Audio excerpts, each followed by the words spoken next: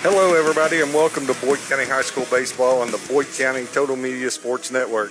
We are live from the campus of the University of Kentucky in Lexington and Kentucky Proud Park as your Boyd County Lions take on the Mccracken County Mustangs in the first semifinal matchup of the day in UK Healthcare's KHSAA State Baseball Tournament. I'm Pete Fraley, glad to have you along. Both Boyd County and Mccracken were in the state semifinals last year as well, but on opposite sides of the bracket. Boyd County fell to eventual state champion Louisville Trinity, the favorites again this year, while Mccracken lost to Pleasure Ridge Park, who at the time was the defending state champions. Boyd County and head coach Frank Conley entered today's game winners of their last 9 ball games. The Lions beat South Oldham last Thursday in a round of 16 by a score of 5-1 in a game that pitcher Jace Manning was fabulous and got the win. In the Elite Eight on Saturday, University of Alabama commit Grant Slater threw a nice game that led Boyd County to a 9-3 win over University Heights Academy. Senior Isaac Leeper came in both games and shut the door for the Lions. Boyd County represents the 16th region and are 28-7 overall. Mccracken County and Coach Zach Hobbs have won 11 in a row. They are out of the Western Kentucky and First Region, which they have owned to the tune of 12 straight region titles. Last Thursday, the Mustangs beat Bowling Green 6-0 behind Southpaw Caden Kern, a John A. Logan commit. On Saturday, they defeated Sayre 6-1. Left-handed senior Joshua Penrod pitched 6 innings for the win, while University of Louisville commit Will Fox pitched a scoreless 7th inning. Mccracken County is 33-8 on the season. Both of these teams are familiar with the postseason runs. Boyd County has one state title, that coming 25 years ago in 2001. Mccracken has made the state championship game 3 times but has yet to win one. Joining me now on the broadcast is Brandon Ramsey, a KHSAA Hall of Famer and former Boyd County coach. Brandon Ramsey. When we return to Lexington, it will be time for the first pitch in the first semifinal of the UK Healthcare KHSAA State Baseball Tournament. Back after this on the Boyd County Total Media Sports Network. Are you looking to save at the pump and grab something to eat? Head on over to Super Quick today. You can save 6 cents per gallon every day when you pay with cash or debit. And don't miss Super Tuesday with 12 cents off every Tuesday. That's right, 12 cents off every Tuesday. Are you hungry? Well, check out The Roost in Raceland, Kentucky for daily specials that'll satisfy the whole crew. And while you're there, indulge in one of our delicious ice cream treats. Fuel your car and feed your day at Super Quick. Father's Day is fast approaching, and Border Sporting Goods has the gifts Dad really wants. From a wide selection of rods and reels and the hottest new artificial baits, premium bows from Matthews & Hoyt, and 1,500 premium firearms, Borders has something for every outdoorsman. Plus, take advantage of available rebates on Liberty safes and save on trusted protection for your firearms and valuables. Everyone at Border Sporting Goods wishes the Boyd County baseball team the very best of luck in the state tournament. Border Sporting Goods, 5876 U.S. Route 60 in Ashland, where the Tri-State gets ready for the outdoors. Congratulations to the Boyd County Lions on bringing home the 16th Region Championship, and best of luck as they make their run for a state title. The team at Smokin' Jay's Rib and Brew House is proud to support the players and the entire community. When you're hungry for the best barbecue, head to Smokin' Jay's for award-winning ribs, brisket, pulled pork, turkey, and wings, all served with house-made sauces and delicious southern sides. Order online at smokinjaysribs.com. Mention this ad and get a free appetizer. Smokin' Jay's Rib and Brew House, delivering real barbecue done right. Please tell me you have a Father's Day gift idea for Dad. He's impossible to buy for. Listen to this. Good Ranchers Father's Day gift box. It's American meat delivered. Okay, I'm listening. Dad's always complaining about the quality of the meat at the grocery store. And you know how he loves all things American made? Well, Good Ranchers sources all their meat from local U.S. farms. It's all American born, pasture raised, and has no antibiotics or added hormones. Wait, this sounds right up his alley. Yep, and their entire mission is centered around bringing families back to the dinner table to enjoy meals the way they're meant to be. Dad's always talking about how important family dinners are to him. Exactly. And get this, they're throwing in free Wagyu burgers with every Father's Day gift box. Free Wagyu burgers? I'm sold. Let's order. Good Ranchers. Give Dad the all-American gift of farm-to-table family dinners delivered right to his door with free express shipping. Head to goodranchers.com/giftsdad to get free Wagyu burgers with any Good Ranchers Father's Day gift box. That's goodranchers.com/giftsdad. goodranchers.com/giftsdad. As the Boyd County Lions battle for a state baseball championship, the team at Double Drizzle Sweet Treats wishes them the best of luck. Double Drizzle offers more than 30 flavors of cupcakes, plus cookies, custom cakes, pies, cheesecakes, and pastries. Need lunch or food for your next gathering? They also feature hot lunches, party trays, and take-and-bake casseroles. Visit Double Drizzle Sweet Treats on Facebook or call 928-CAKE. Double Drizzle Sweet Treats, celebrating every victory, one delicious bite at a time. This is Boyd County Lions Baseball Powered by Clark's Pump and Shops. on 105.7 Hank FM.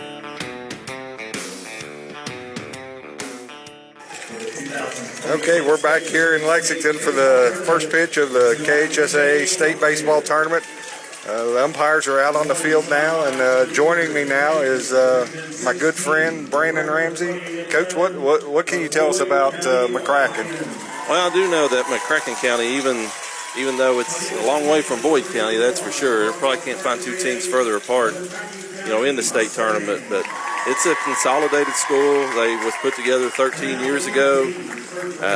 The coach, Zach Hobbs, is active in our Coaches Association, so I see him from time to time when we have our meetings. He's a good guy. I know that they have an excellent program. They've won the region in baseball all 13 years of their existence. Wow. So the state tournament is nothing new to them, just like Boyd County was here last year. I think that's a big advantage when you get into this if you've been here before and your players are used to how the state tournament runs, because it's a lot different from a region or a district tournament.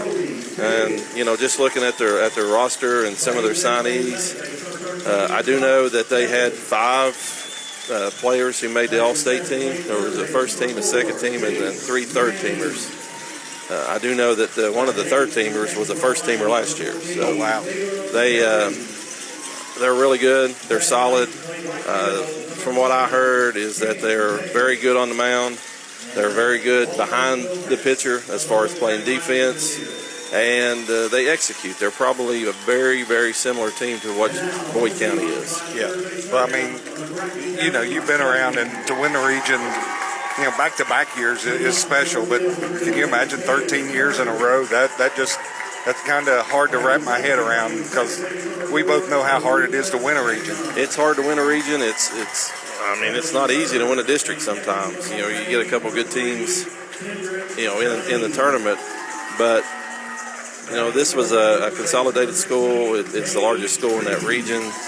My understanding is that the 3 best baseball schools before were kind of all put together. And once that happened, I think some of the other better baseball players kind of flocked to the school, in the area, just knowing what kind of team that they was going to be able to put out on the field. Well, I know this. They're staying at the same hotel as us, and some of the nicest people I've ever met. I mean, they were like, "Hey, we want to beat you tomorrow, but if you beat us, we're pulling for you guys." So I think everybody's against Trinity, and that's to be. That's to be expected. 10 years ago, it was Lexington Catholic. That everybody was against. And then you had PRP that had their run with Bill Miller there. You've always had these teams that have been put together and been very strong. Yeah. So we're getting ready to do the national anthem. So Ian, we'll send it back to the booth and let them take care of things. And when we come back, we'll be ready for first pitch.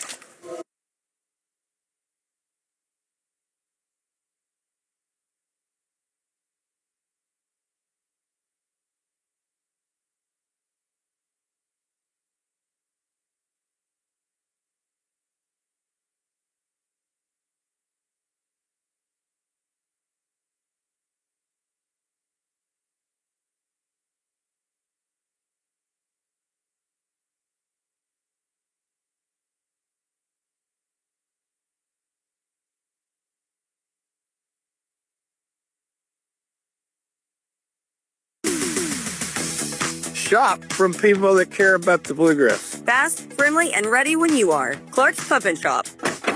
Hey, stop at Clark's before we hit the pool. At Clark's Pump and Shop, we care about the community. Download the Clark's Rewards app and save on fuel, snacks, and drinks all season long. Clark's was a great call. Cool off at Clark's Pump and Shop. Clark's Pump and Shop. Return, refresh, refuel. Congratulations to the Boyd County Lions on winning another regional baseball championship. As the Lions make their run for a state title, Mike and the team at Gillum Service and Repair are proud to support these outstanding young athletes every step of the way. For all your lawn, garden, and outdoor equipment needs, visit Gillum Service and Repair on Route 60 in Ashland. Get top brands like Echo, Cub, Cadet, Husqvarna, and Still. Stop in or visit Gillums.com. Gillum Service and Repair, cheering on the Lions in their state championship run. You're listening to Boyd County Lions Baseball on WLGC 105.7 Hank FM. Okay, welcome back here to Kentucky Proud Park for the Final Four game today of the Boys KHSAA UK Healthcare State Baseball Tournament. We're about 5 minutes away from the first pitch as the coaches are assembling right now at home plate, exchanging lineup cards with the umpires. So, coaches, we were talking before the break there, before the anthem, you know, people don't understand that the state tournament, everything is run on a schedule. I mean, we couldn't even step on the field until 8:45, and then we had to go to the outfield to throw. So it is different, and if you haven't been here before, those things can mess with your mind. Yeah, and both dugouts will have KHSA personnel right there, basically telling you when to go on and off. You have, I believe, 2 minutes between innings. Is it 2 or 1? I think it is. You know, a regular game that you're playing a regular season, it'll be when you get out there, 30, 40 seconds, and then you're back on. A lot of times you'll hold your pitcher in the dugout. And if you haven't experienced that, it's a lot different. You know, it's very stringent. They don't bend at all. No. I mean, I'm sure you witnessed that in basketball also. Yeah, I remember one year we tried to step on the court just to put our stuff down, and it was like you can't be on the floor until 25 minutes before. And I understand why they do that, but at the same time, it's a different, and it kind of gets you out of your routine. Well, I think in their minds they're trying to make it as even and as fair as they can and not give teams advantage. Because if that's the case, I'd have showed up an hour early and we'd have shot. And I think sometimes they forget that it's an experience. Yes. You know, for a lot of the kids, and it may be one of the better experiences in their life. I actually on Facebook remember reading this year with Ashland girls at the state tournament that I guess as soon as their game was over, they were shoving them out the door. And a lot of the parents were upset. They were, and to defend the KHSA on that, they told us prior to, when the game's over, you cannot go up in the stands, they can't come down, and it just got miscommunicated there, but either way, we're here, and it's a beauty. I mean, and it's always been like that. It's not, and they've been there. I mean, we've been here. It's always been the same. They do their best to make it even, and I know they're trying to clear the stadium and get people in for the next games. So they're trying to keep it as close to on schedule as they can. Sure. Well, today, looking out here at the lineup, we'll start out with Mccracken's lineup. Leading off and playing left field will be Caden Kern. He's supposedly one of their best pitchers. He's going to John A. Logan. He was the Region 1 Player of the Year. Batting second will be the second baseman, Lucas Gagnon. Catching and batting third will be Kendra Dunning. He's another kid headed to John A. Logan. Gage Reeves, first base. Will Fox, another pitcher. He'll DH. Lane Green will play third. Briar Hall will be the shortstop. Gage Dugan, center field. And Brady Thompson will be in right field. And for the Lions, as we get ready for first pitch here, leading off will be the Alabama commit. And our pitcher for today, Grant Slater. Actually getting started 1 minute early. First pitch. Well, that's unusual. We're sitting here talking about everything how being they try to keep everything on schedule, and we started a minute early. 9:59 on the clock. First pitch was a ball.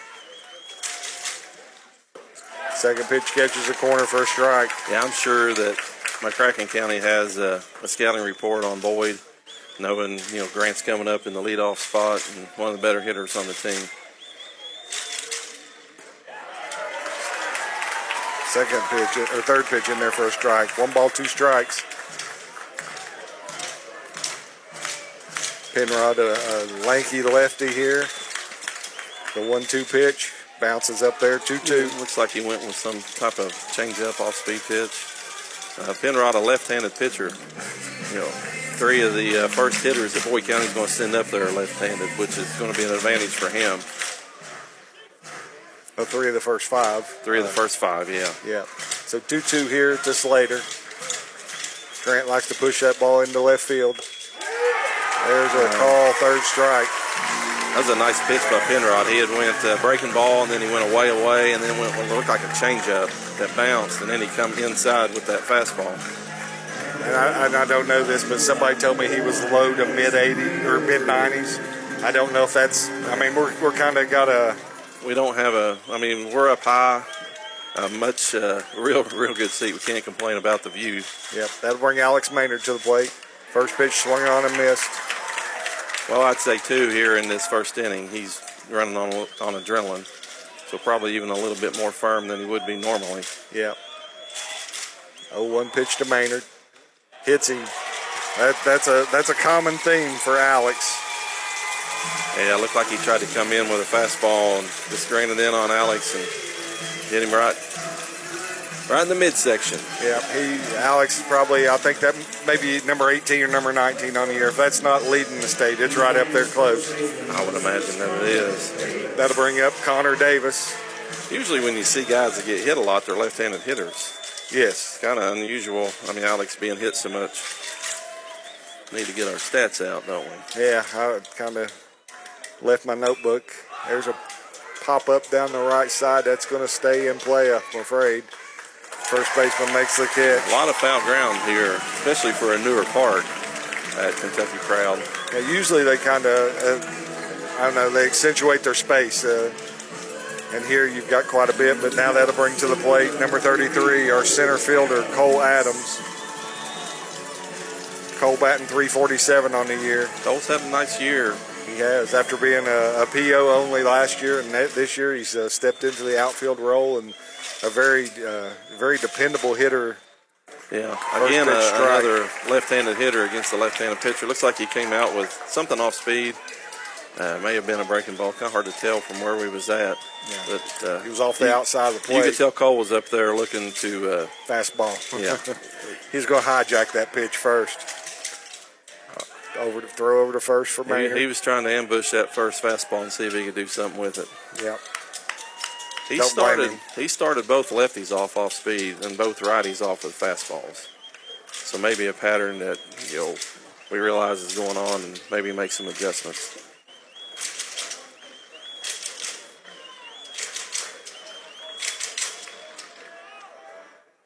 There's a pitch swung on, hit to the shortstop. He comes in, fields it, throws off his back leg. Nice scoop. Nice scoop by the first baseman.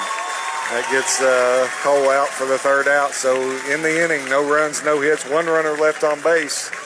When we return on 105.7, the Boyd County Total Media Sports Network. Father's Day is fast approaching, and Borders Sporting Goods has the gifts Dad really wants. From a wide selection of rods and reels and the hottest new artificial baits, premium bows from Matthews and Hoyt, and 1,500 premium firearms, Borders has something for every outdoorsman. Plus, take advantage of available rebates on Liberty safes and save on trusted protection for your firearms and valuables. Everyone at Borders Sporting Goods wishes the Boyd County baseball team the very best of luck in the state tournament. Borders Sporting Goods, 5876 U.S. Route 60 in Ashland, where the Tri-State gets ready for the outdoors. Life doesn't wait, and neither should your financial goals. At Members Choice Credit Union, we're proud to serve our community with trusted, hometown service and real solutions that fit your life. Loans, checking, savings, we're here to help you move forward. Members Choice Credit Union, your money, your future, your choice.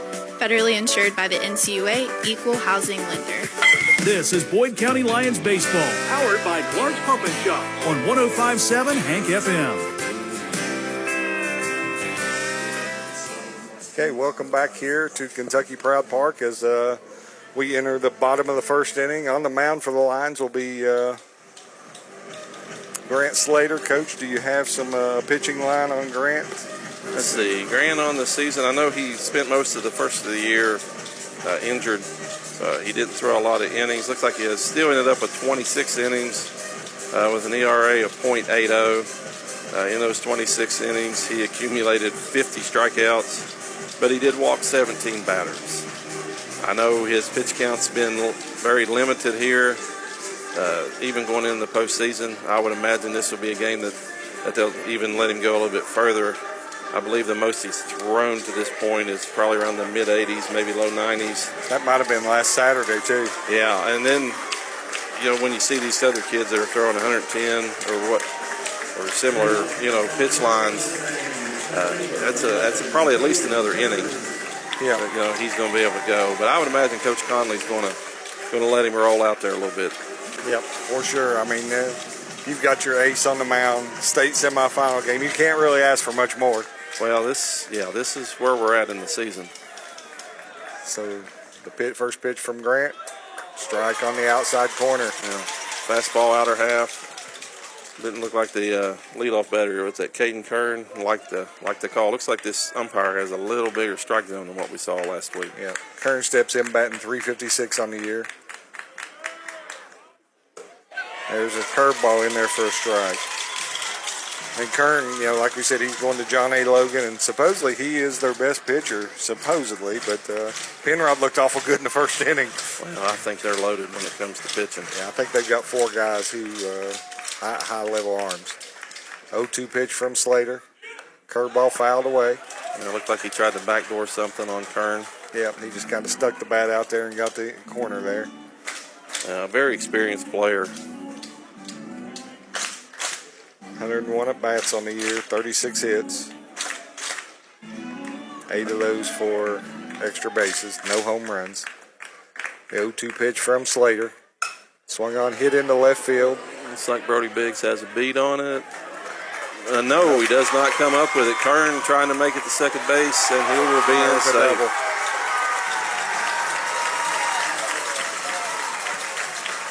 Looks like that ball just had a little bit of top spin to it and got to the ground a little bit faster than Brody thought. He tried to make a sliding catch and wasn't able to come up with it. Ball got away from him a little bit and allowed Kern to get to second base. That'll bring Lucas Gagnon, the second baseman, to the plate. Lucas steps in batting .360 on the year. Another left-handed hitter. We'll see how Mccracken decides to play this early. My bet is sacrificing the third. They may be.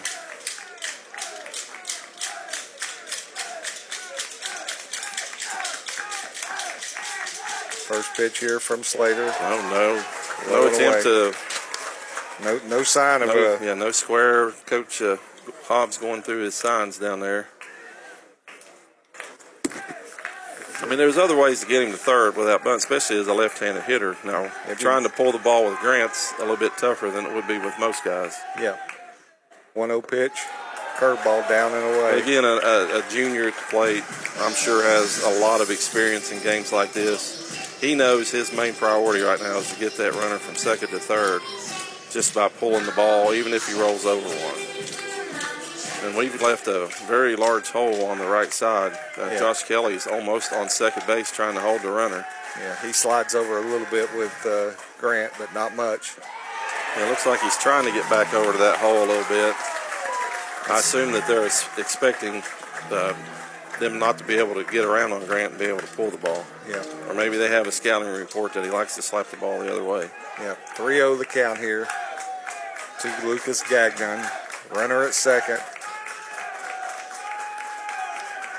Grant turns and fakes back to second. Yeah, probably trying to get his head together a little bit. Not the start that I'm sure he wished for. Just needs to settle down and think his way through this. Yep. Get him out right here. 3-0 pitch.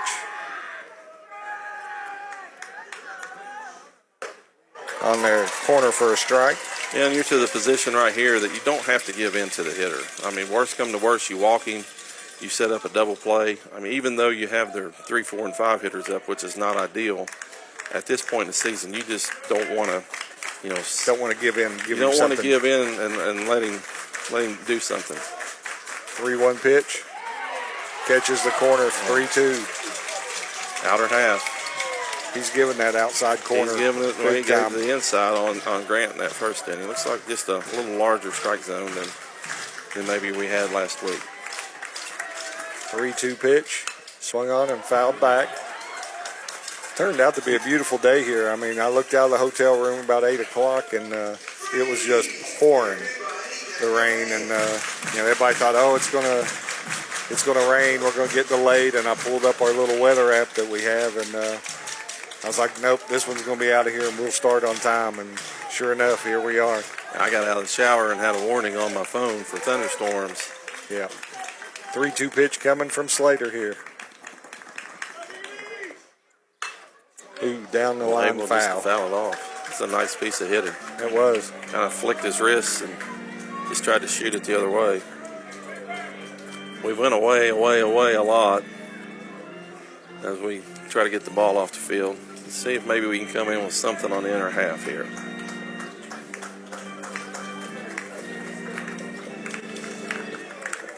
Three-two runner at second. Nobody out here in the bottom of the first.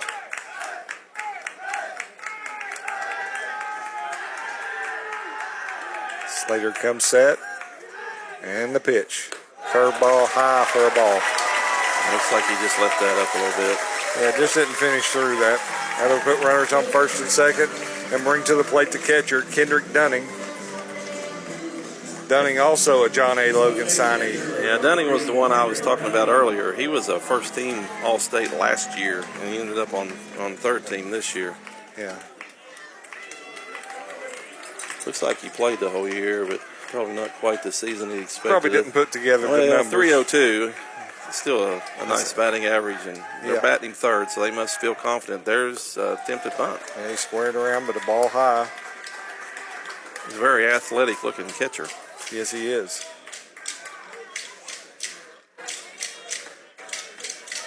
Coach Hobbs going through the signs going at third. through a lot of signs. A bunch.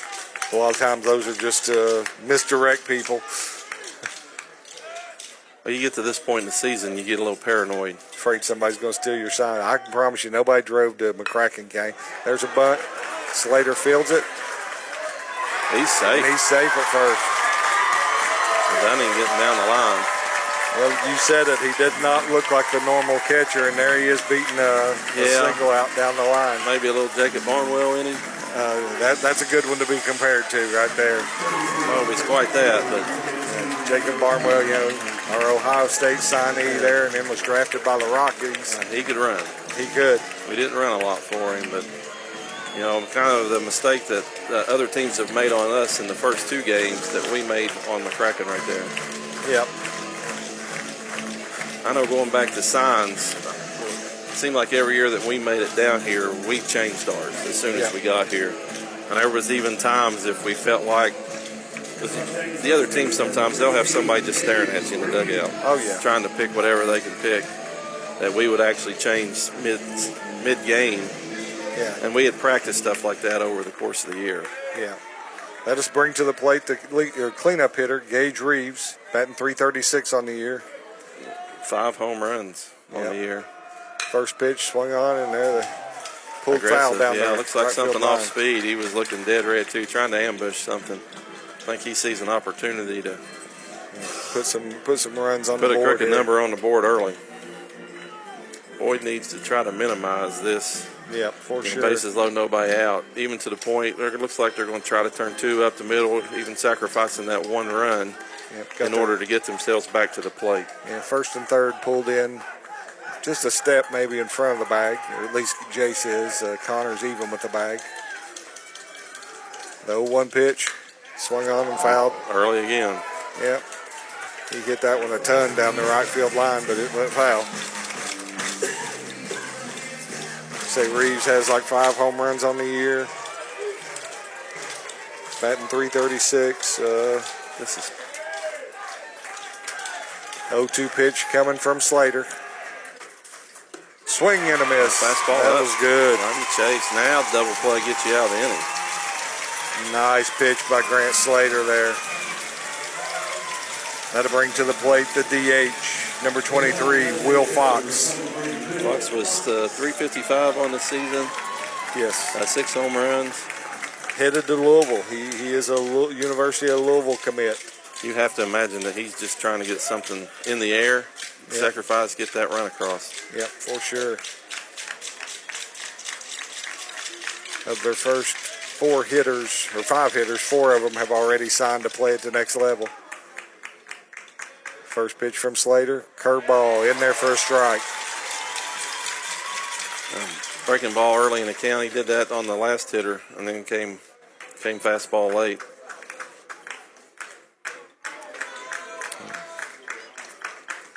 Fox has his back foot on the line. Swing and a miss. Looks like another off-speed pitch. Grant looks as though he's settled down here after a shaky first 3 hitters, and now he's going to work. Just trying to think his way through this. Yeah, if there's anybody that can do this, it's Slater. Yeah, he's going to probably go fastball up. Yep, and fouled away. Now you've got him set up. You can either do the same thing and maybe go a little higher, or you can go with that breaking ball off the plate. Caleb Kelly just has to become a backstop back here now. He can't let anything get behind him. And if you're the hitter right now, I got to put something in play. Yep. Bases loaded, nobody out. We can't squander this, but it'd be good for Boyd. Yeah, absolutely. 0-2 pitch from Slater. He comes set. Went a little high with that one. Looks like they tried to go back breaking ball, and Grant just lifted up. Getting a little bit of rosin on his hand. I'd imagine that it's getting humid down there on the field after that rain this morning. Still got a 1-2 count. 1-2, and Slater comes set. Goes strike 3. Called. Nice pitch by Slater. Another breaking ball. He's one batter away from getting out of this. So let's see. We got the looks like number 8, the third baseman, Lane Grace, coming to the plate. Grace 297 on the year. Or 279. I'm transparent. Yeah, just 13 strikeouts, but it looks like he only has 43 at bats on the year. Yep. Another left-handed hitter. Yep. First pitch from Slater. That one gets back. Oh, perfect. Here he comes. Oh, he's got him. There we go. That ball with perfect ricochet back to Caleb Kelly. He catches it, dives, and tags the runner out. What a way to get out of that first inning. Bases loaded, nobody out, and we get out of it. So after one inning there, well, let's see, there was 2 hits, no runners, or 3 runners left on base. After one, 0-0. We'll be back in just a moment on 105.7. the Boyd County Total Media Sports Network. Boyd County, your Lions are headed on a fantastic state tournament run, and everyone at MedSave Boyd Pharmacy is proud to cheer them on every step of the way. When it comes to your pharmacy, do you need shorter lines, faster prescription fills, a convenient drive-through, and even specialty medications made on site? Then it's time for an upgrade. At MedSave Boyd Pharmacy, you'll get friendly hometown service with a smile and the personal attention you deserve. Call MedSave Boyd Pharmacy today or find them on Facebook. The road to a state championship runs through Whitaker Bank Park, and Senator Robin Webb is proud to cheer on the Boyd County Lions as they take their shot at baseball glory. Congratulations to the Lions on capturing the regional championship and representing the community with hard work, determination, and teamwork. Good luck to the Boyd County Lions from Senator Robin Webb. Bring home the state championship and make everyone proud. Paid for by Senator Robin Webb. You're listening to Boyd County Lions Baseball on WLGC 105.7 Hank FM. Okay, we're back here in Lexington, and Coach Ramsey just told me, because I was like, that whole backstop there is padded, and he said it was the net. It is pulled so tight, it just ricocheted right back to Caleb Kelly, and he was able to get back to the home plate and make the tag. Yeah, that ball was almost back to the circle. It was. Trampolined off that stretched out net to where Caleb, because that was the leadoff hitter running, and he got a good break on it. Yep. That brings to the plate Brody Biggs for the Lions. First pitch in there for a called strike. You have to feel like if you're Mccracken that you missed a very large opportunity. You squandered right there. To not even put one run across. That pitch is outside for a ball, 1-1. But it's just top of the second. There's a long way to go in this game. Biggs batting .345 on the year. The pitch, swing and a miss. Looked like a fastball up in the zone. Yeah, if you're the Lions, you feel like you've got new life after that inning. 0-2 pitch. There's swung a hit in the left field. That's in. That's down for a hit. It's carrying him around there. Brody's going into second base. He's in there with a head first slide. And a double to start off the second inning for the Lions. Very similar hit to the leadoff hit that Mccracken County had in the bottom of the first. It was. Got fisted by a fastball and was able to push it out to left field. rolls away from the left fielder a little bit, and then Brody's able to get to second base. That'll bring to the plate the second baseman, Josh Kelly. And, Coach, I would be willing to bet you any amount of money we're sacrificing here. We're not allowed to bet on there. I can't imagine anything other than a bunt right here. And he's one of our better bunters, and he done it last week numerous times in the first game and the Elite Eight game. And there he is, squares around, perfect bunt. He's going to beat that out. There we go. There's a base hit for Josh Kelly down the third base line. You couldn't have drew that pitch or bunt up any better. The Lions now threatening with runners on first and third, and coming to the plate will be Jace Manning. Jace Manning steps in batting .356 on the year. Coach Conley giving signs there. Jace looking down at his wristband. Yeah, first and third situation. A lot of choices you can make here, but just like Mccracken in the bottom of the first, it's really important to try to get that first run across. Yep, for sure. We could hit and run here. We could bunt again. There's a first pitch swinging back. And just like the first, for Boyd, if you're Mccracken at this point, you just want to try to minimize this. They've shown that they can do a little bit off Grant offensively.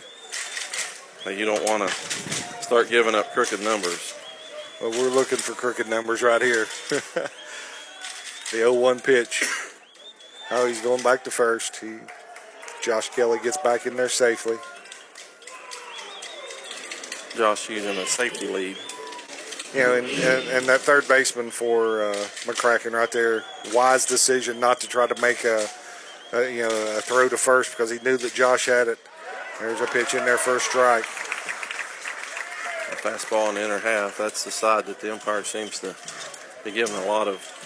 Well, he sets up on the left side of that catcher. Getting a little bit more in on there. Yeah. So the 0-2 pitch from Manning. Josh dancing around at first. Penrod backs off the mound.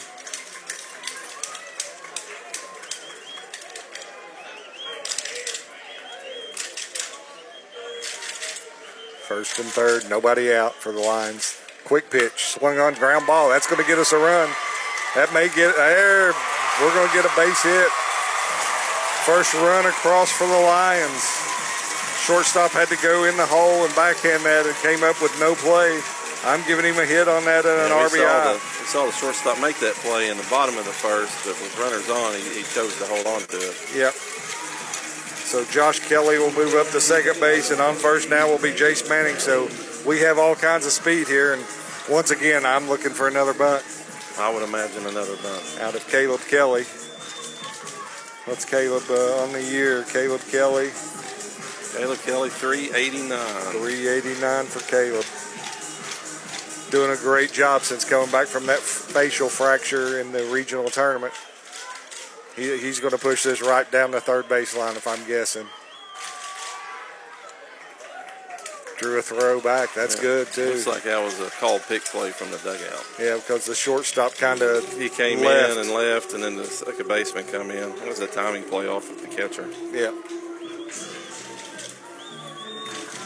Probably trying to also see if he was going to square the bunt. Yeah.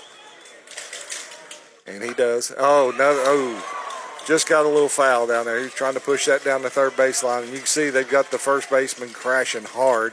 The pitcher's coming off the mound, and being left-handed, he's automatically going towards third. So, well, the play is the bunt at the third, and the third baseman's not crashing very hard. That's what got him when Josh was able to get the bunt down the third base. Yeah, he didn't crash in this hard. situation. You want to make sure that third baseman has to field this ball. Yeah, but what Mccracken's doing with the left-hander, he's jumping off hard.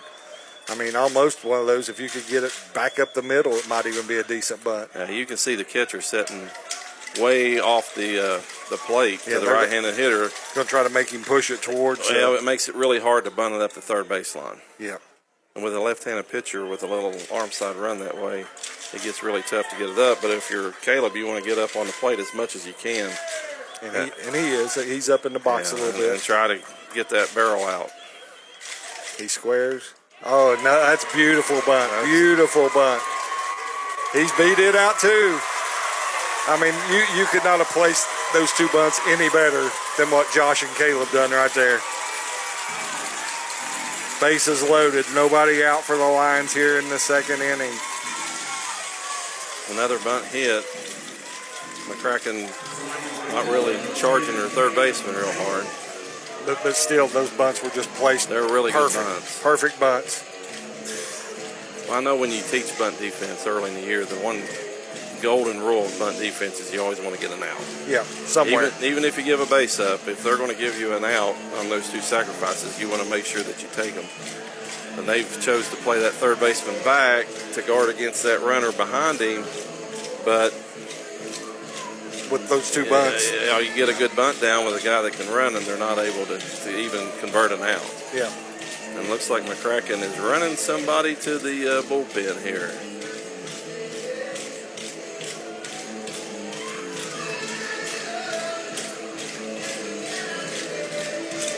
Good contingent of Lions here today. Got a nice crowd for a 10 o'clock game on Friday morning. Love seeing our kids come out and support their teammates, classmates. Yeah, Coach Hobbs goes out and makes the umpire. He's just trying to give his pitcher a break. You know, they send somebody out to the bullpen because at this stage you really can't take any chances, but the truth is that they haven't hit one out of the infield yet. No. My guess it's probably Will Fox out there. Since he is the DH, he can go out and be warming up. The other guys are in the field right now, other than Vineyard. So Cam May steps in here. First pitch swinging for a strike. Fastball in the outer half.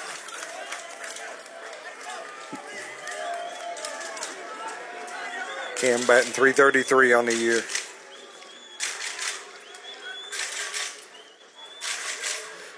Oh, one pitch hits him. There's another run across for the Lions.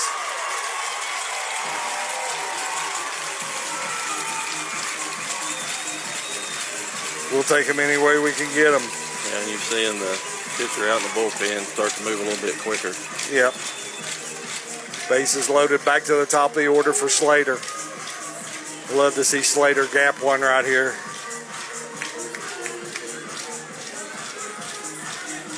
That's number 23 in the bullpen out there, and that is Will Fox, the Louisville signee, heating up in a hurry. First pitch to Slater. Ball outside. Yeah, I don't see Coach Hobbs going much further at this point. I think this is his last batter if he don't get him. If he don't get something here, this is probably it. The 1-0 pitch to Slater. Swung on and hit over the first base. That's a hit. That's going to plate one. Here comes Kelly around. He's coming into the plate. He's in there sliding safe. Slater to second. Two more runs across for the Lions. Ball just high hopper, one of those Baltimore chops over the first baseman into right field for 2 RBIs for Grant Slater. Helping himself right there. Yeah, Isaac Leeper out. To run for Slater. Still nobody out. Nobody out. Second, third, Alex Maynard up. Cam May is at third. Maynard back up to the plate. Yeah, Mccracken bringing the infield in. Yep, they have to at this point. Down 4-0 in the second inning. What a change of events from last inning to this inning. First pitch to Maynard. Swing and a miss. It's kind of check swing area. A little bit in between. Yeah, it looks like Alex was looking first pitch fastball and he threw him something off speed. Which Alex last week, I think he was 3 for 4 well, with it's several a smart RBIs. move for him just to pull the bat back. It wasn't what he's looking for. Yep. Pitch swung on back to the pitcher. Uh-oh, Leeper, get back. Oh, the first baseman misses it. Wow. Maynard on first. Leeper was able to get back to second. Cam May stays at third. Bases loaded, nobody out. And here comes Hobbs. I can imagine that's it at this point. Pitcher gets the ball back to him, and if he makes a good throw to first base and Leeper ends up going, they're probably able to run down one of those runners and without another run scoring and have 2 outs and probably end up with a man at third and in a bit better situation. But instead, Penrod throws it in the dirt. The first baseman isn't able to come up with it, and it bounces away far enough that Leeper is able to get back to second base. So now you have no outs and bases loaded again. With your number 3 hitter in, and coming into the game now is the big right-hander, Will Fox, from the Louisville commit. What kind of stats? Do you have something on him here? Let's see. Will Fox was 30 innings pitched on a year with a 1.15 ERA. So in those 30 innings, he has 43 strikeouts and just 13 walks. Well, he must be pretty good. I mean, you don't go to Louisville if you're not a stud pitcher. No, and they don't recruit a lot of guys out of high school if they're not. Yeah. They recruit guys who are going to step right in and play for them. And from our vantage point, which, like I said, we are up pretty high, he looks to be about 6'4", 6'5", and got a nice frame on him and comes in throwing. I think I talked to one of the Mccracken parents last night, and they said he was low to mid 90s, which that don't seem to bother us right now. I mean, I like the fact that we're just making them make plays, and they haven't been able to field a bunt. I mean, they've been 2 really, really good bunts, but that play right there, Maynard hit back to the pitcher, that should have been, like I said, there should have been 2 outs on that play. Well, what I was told before the game is Mccracken pitched really well and played a really good defense, but they have not done that this inning. Yep, they've struggled. They give that little flare-up as that first hit to Biggs, but then they're not able to execute on bunts. They've had a couple ground balls that they wasn't able to make plays at first, and then the comebacker to the pitcher, and then, I mean, even with Boyd's base running mistake there, they're not able to take advantage. Yeah, so that'll bring to the plate Connor Davis. Connor popped up to the first baseman in the last inning. Connor steps in batting .347 on the year. Golden opportunity here to put some more runs on the board for the Lions. We've played 4 runs on 5 hits, and the bases are loaded and nobody out here in the second. Fox from the stretch. First pitch in there for a called strike. The ball looked like it was definitely on the outer half. Looked smooth, too. He didn't look like there was any... It was effortless motion out there for Fox. Connor's job right now is just to put it in play. You're not looking to do a whole lot. Anything in play is another run. Yeah. I mean, short of hitting into a triple play. Yep. There's a ball high. Even the count at 1-1. Swing and a miss. Another fastball up in the zone. And that ball got on him in a hurry. Yeah, Connor needs to make him bring that pitch down. He loves those high pitches. 1 ball, 2 strike pitch. Bases loaded. Swing and a miss. Another ball above his hands. First out of the inning, we'll bring to the plate the cleanup hitter, number 33, Cole Adams. It's just tough. You get to this game, and of course Mccracken's about as far away from Boyd as you can get. You don't know much about this pitcher or how he likes to get guys out, his velocity. Probably never ever seen him.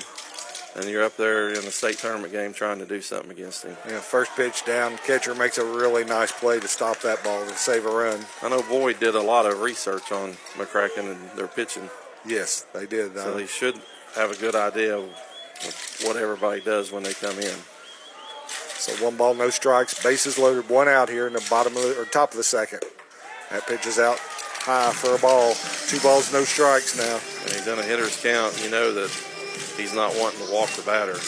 I hope Cole's setting dead red and going to drive something here. He's probably going to get it. There he does. Ooh, just a little fouled late. that one out. Yep. Like I said, he's had a hitter's count there. 2-0 now. 2 balls, 1 strike. Been a long inning here for the Lions.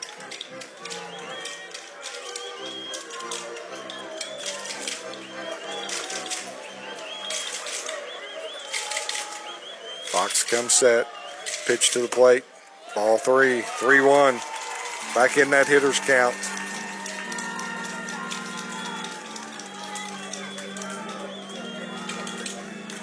He's sitting on the perfect pitch right here.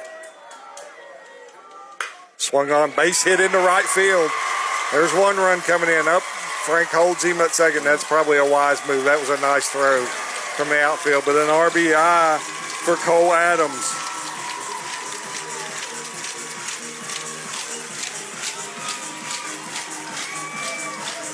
Plates Cam May for the 5th run for the Lions here in this inning.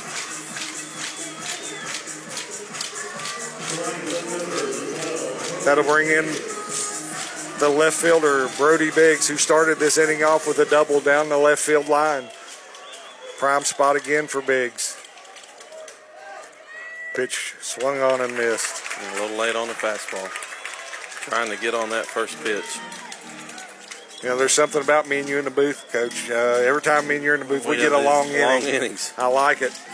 We don't put up many single digits, do we? No, that's a fact. The 0-1 pitch, swing and a miss, strike 2.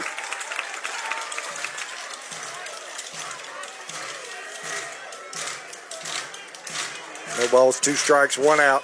Bases still juiced for the Lions here. Fox in relief of Penrod. He comes set. Swing and a miss. I have to think he's bringing it up there pretty good. Yeah, 3 fastballs. Yeah, that'll bring Josh Kelly to the plate. Josh had a bunt single last inning.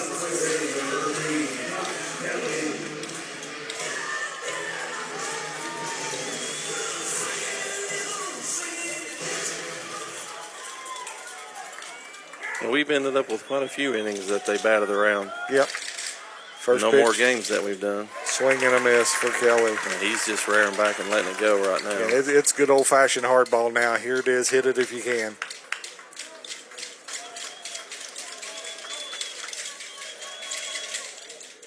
There's a fastball high. Wouldn't mind to see him go with one of them curveballs and throw it about 59 feet to the backstop would be nice right now. Push another run across.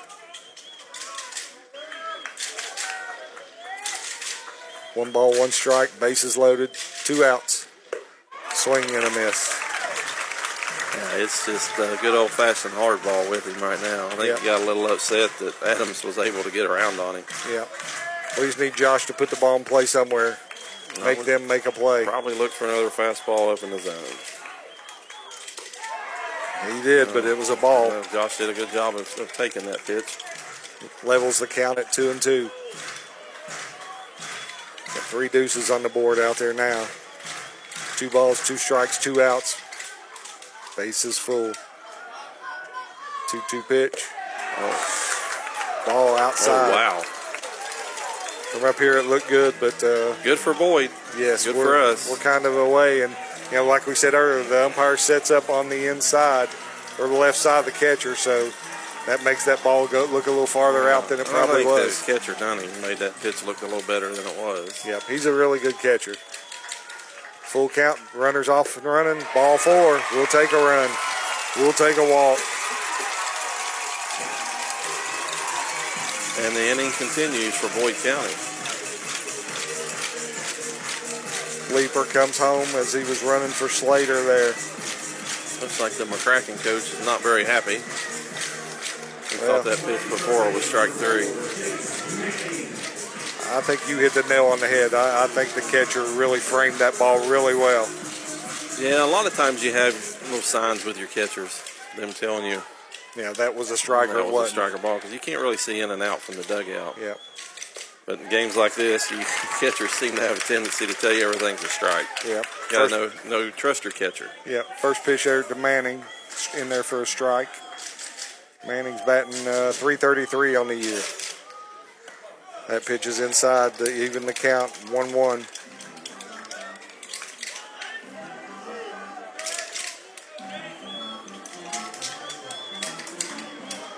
One ball, 1 strike, 2 outs, bases loaded, top of the second. There's a ball hit into right field, hit pretty well. Right fielder, though, steps back. He's under it. He makes the catch. So for the Lions in that inning, we put up 6 runs, 6 hits, 1 error, 3 men left on base. After 1.5, it's your Boyd County Lions 6, the Mccracken County Mustangs 0. We'll be back in just a moment on 105.7 FM, your Boyd County Total Media Sports Network. When it comes to your health, the last steps matter most. At Osman Pharmacy, they're proud to be a 5-foot pharmacy. Because the last 5 feet of your journey should include real face-to-face care from professionals who know you. Ask about convenient pill pack options and make the switch easy. Just call to transfer your prescriptions and they'll handle the rest. Walk up or drive-through service available. Open Monday through Friday, 8 to 5. Osmond Pharmacy, 6628 US 60 in Ashland. At Clark's Pump and Shop, we care about the community. Download the Clark's Rewards app and save on fuel, snacks, and drinks all season long. Feel like a winner at Clark's. Clark's Pump and Shop. Return, refresh, refuel. Be with you in a moment. Quit burning gas at a fast food drive-thru. Head to Clark's Pump and Shop. Grab Hanger 54 pizza, crispy crunchy chicken, deli sandwiches, and more. And most locations have drive-thrus, so it's just as easy. Clark's Pump and Shop. Return, refresh, refuel. This is Boyd County Lions baseball, Powered by Clark's Pump and Shop. on 105.7 Hank FM. Okay, welcome back here in Lexington for the UK Healthcare Kentucky High School State Baseball Tournament. We are in the Final Four today. Boyd County versus Mccracken County here. Lions put up a good inning there. Let's see if the time on the bench there affects Slater in any way. He was able to get himself out of the first. He was in a big jam and bases loaded, nobody out, and they don't end up scoring a run. I mean, at that point, you have to just hope for one, but he got strikeout, and then that fortunate bounce on the pass ball. Come right back to Caleb, and he was able to make the play there. And then they come out and were able to put up 6 on Mccracken, so we'll see how they bounce back. Still a long way to go. Oh, I mean, what is it? We always talk about outs. There's still 18 outs to get in this game. Yeah. Or 21 outs. How many? I don't know. 18. There's 18 left. I wasn't the best in math. Well, it's just a running inning. Yeah. If you don't score more, it's important that you remember where you're at. Yes. And anything can happen. And keep going at them, yeah. That brings up Lane Grace. Well, Lane Grace was at the plate when Kelly got the tag out on the runner there in the first inning. And the fortunate part, if you're Grant at this point, you can really be aggressive. Absolutely. One swing is not killing you. 2 swings is not killing you. Correct. Trust your stuff and make them hit the ball. There's a major league pop-up. Kelly's under that one. To me, I mean, that ball coming back, that's got to be Connor Davis' ball. If I'm Grant even. Yeah. I mean, it's Connor's ball. Connor's got to come in there and call him off. But even Grant, I mean, Grant's one of our outfielders when he's not on the mound. You know, shove him aside. The last person you want trying to catch that ball is the catcher. Yeah, he's out there moving around with the catcher's gear on, and that ball's got a little backspin coming back, so the ball is automatically telling back in. But you know Caleb, he's probably not getting out of the way, and they probably both not knew a shot. that. Fastball, strike. 1 ball, 2 strikes now on this hitter. Grant from the windup. Throws that one a little high, evens the count at 2-2. It looks like Grant is from the stretch, but he actually kind of a modified stretch windup. Yeah, he throws windup. from a modified windup. Jace Manning does the same thing. Yep, 2-2 pitch. Curveball, that's hit deep into left or right field. May is on his horse. Off the wall. That ball bounces away from Cam. That's going to be a triple. So we get the ball back into Grant. He hit that ball a ton. And if you're Mccracken County, you have to believe with Fox on the mound that if he can hold the 6, that you have a chance. There's, like you said, 18 outs still to go. They got, 1 run an inning ties it up if you don't score anymore if you're Boyd. Boyd's going to play back. Well, like we talked about, if you're Grant, I mean, 1 swing's not killing you. Get on to the next batter. Yep. There's a first pitch strike in there. Fastball fouled away. Yeah, he has to be very careful in that modified windup with the man at third. This is Briar Hall. He steps in batting .375 on the year. I would imagine that's what that umpire walked out there to tell him. What's that? About watch the balk? If he comes like he's from the stretch and then goes through the windup, that's a balk. If there's nobody on, it doesn't matter. But, with a man at third base, you're basically balking in the runner. Yeah. And he's done it a couple times. Oh, I see what you're getting at now. There's a pitch high. Yeah, he comes set like he's in the stretch, and then he goes through the windup with nobody on base, which is just a modified windup.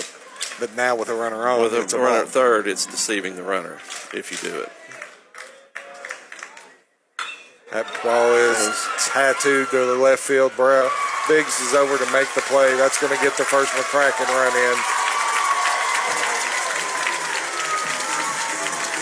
Was able to hit the ball hard. Brody still aggressive, just like he was in the first inning. Was able to make a running catch, but no shot to get the runner at home plate. No. That brings to the plate number 12, the center fielder, Gage Dugan. He steps in batting .279 on the year. You got the 8-9 hole hitters come up. Let's get out of this inning. You need to get through this inning on these next two batters. Yeah, last thing we want to do is put the 8 and 9 guys on base and have to face the 1, 2, and 3. Let Kern come back up.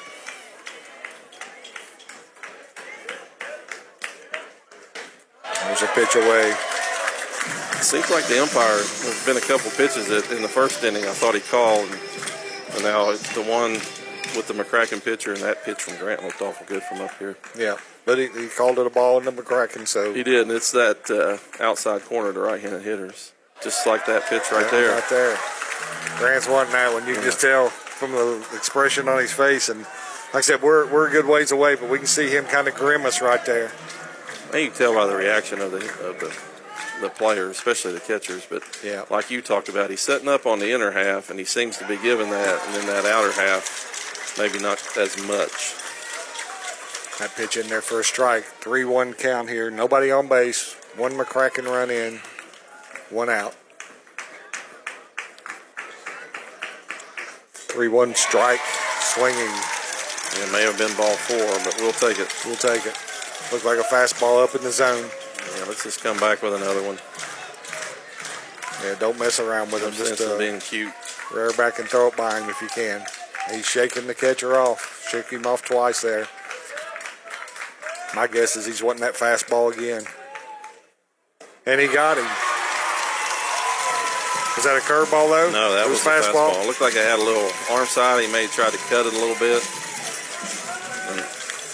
Hitter chased it. Well, yeah, the thing that gets me right there is he shook him off twice and was like, I want to throw my pitch. He had confidence in that pitch. That brings up the right fielder.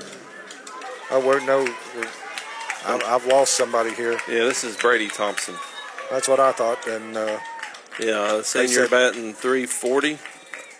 Actually has really good stats for a 9-hole hitter. A 9-hole hitter. I know when I used to set up lineups, I always like to have a good 9-hole hitter. Maybe somebody that didn't fit in the top, but lets you somebody act he could run and be your second leadoff guy. Well, it acts as a leadoff when you start to flip the lineup. Yep.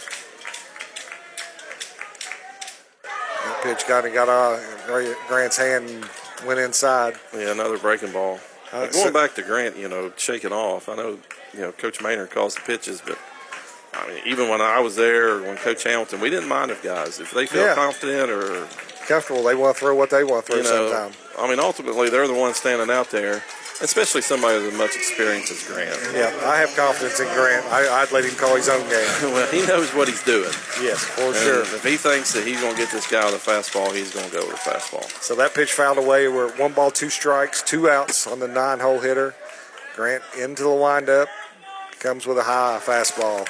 He wanted that one. He was. I thought he could get him to chase. Yeah, a little bounce on that one. Well, I think he knows it's a 9-hole, but he probably isn't 100% sure this guy's hitting .340. Yeah. So evens count. 2 balls, 2 strikes, 2 outs, nobody on base. Grant comes in, another foul off. Now, the one thing Mccracken's done is they've really worked Grant's pitch count here. They have. I'm not sure what he's at, but see if he can pull that up. Yep, 2-2 pitch. Ground ball. Maynard catches it, makes the throw. He's not going to make that one. That's a base hit. That was his 38th pitch right there. That was a fortunate hit. We can't really say a whole lot. Yeah, that ball just hit it. Well, we hit 2 like that. You get on this turf, it gets bouncy. It's a little bit slower.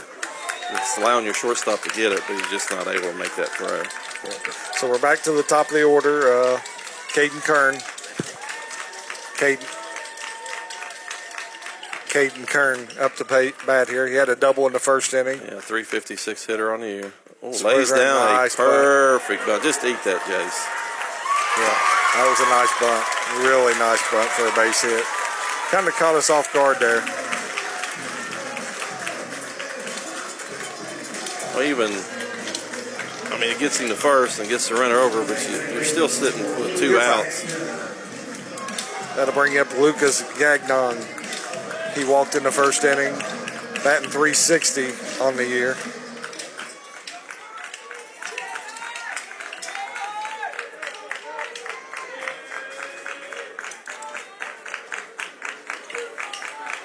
Seems like we're going through a lot of signs here. Yeah, Grant's going to call Caleb to come out and talk to him here a little bit. So either something's changed from the first. Maybe they feel like that runner out at second is trying to pick them now that they've got a second inning on their hands. Probably went in the dugout and talked about it a little bit. Yeah. You always got to be careful. I know most teams at this level have a system with runners at second base. Pitch from Slater. It bounces right back to Grant. That moves the runners up to second and third.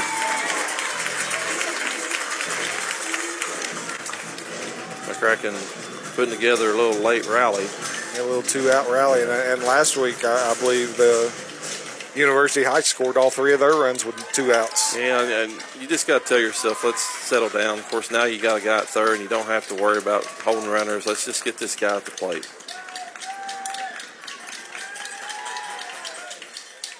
Swing and a miss. Looked like some kind of breaking ball. That ball bounced, and the hitter swung at it. Yeah. Umpire wanting to change the ball after it bounced.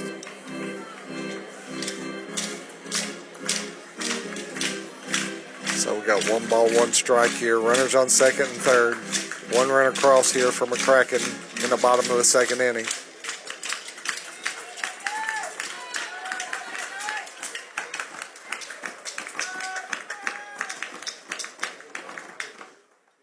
There's a pitch in there for a strike. Slater just a fastball right down the heart. It looked like one of his better pitches of the day. It did. That ball was moving. It was. 1 ball, 2 strikes. Let's don't mess around here, Grant. Let's finish this guy off right here. See what they come with. Maybe see if he'll fish a little bit.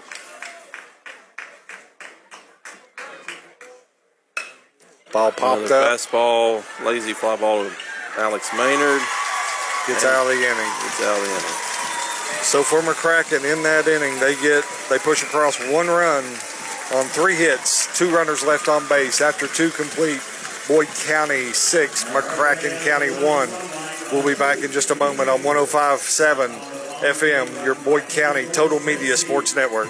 As the Boyd County Lions battle for a state baseball championship, the team at Double Drizzle Sweet Treats wishes them the best of luck. Double Drizzle offers more than 30 flavors of cupcakes, plus cookies, custom cakes, pies, cheesecakes, and pastries. Need lunch or food for your next gathering? They also feature hot lunches, party trays, and take and bake casseroles. Visit Double Drizzle Sweet Treats on Facebook or call 928-CAKE. Double Drizzle Sweet Treats, celebrating every victory, 1 delicious bite at a time. Congratulations to the Boyd County Lions on winning another regional baseball championship. As the Lions make their run for a state title, Mike and the team at Gillum Service and Repair are proud to support these outstanding young athletes every step of the way. For all your lawn, garden, and outdoor equipment needs, visit Gillum Service and Repair on Route 60 in Ashland. Get top brands like Echo, Cub, Cadet, Husqvarna, and Still. Stop in or visit Gillums.com. Gillum Service and Repair, cheering on the Lions in their state championship run. You're listening to Boyd County Lions Baseball on WLGC 105.7 Hank FM. Welcome back to Kentucky Proud Park, home of the UK baseball team, where the UK Healthcare Kentucky High School Athletic Association State Baseball Tournament is being played. After 2 complete, your Boyd County Lions up on Mccracken County Mustangs 6-1. Leading off the inning for the Lions will be the catcher, number 14, Caleb Kelly.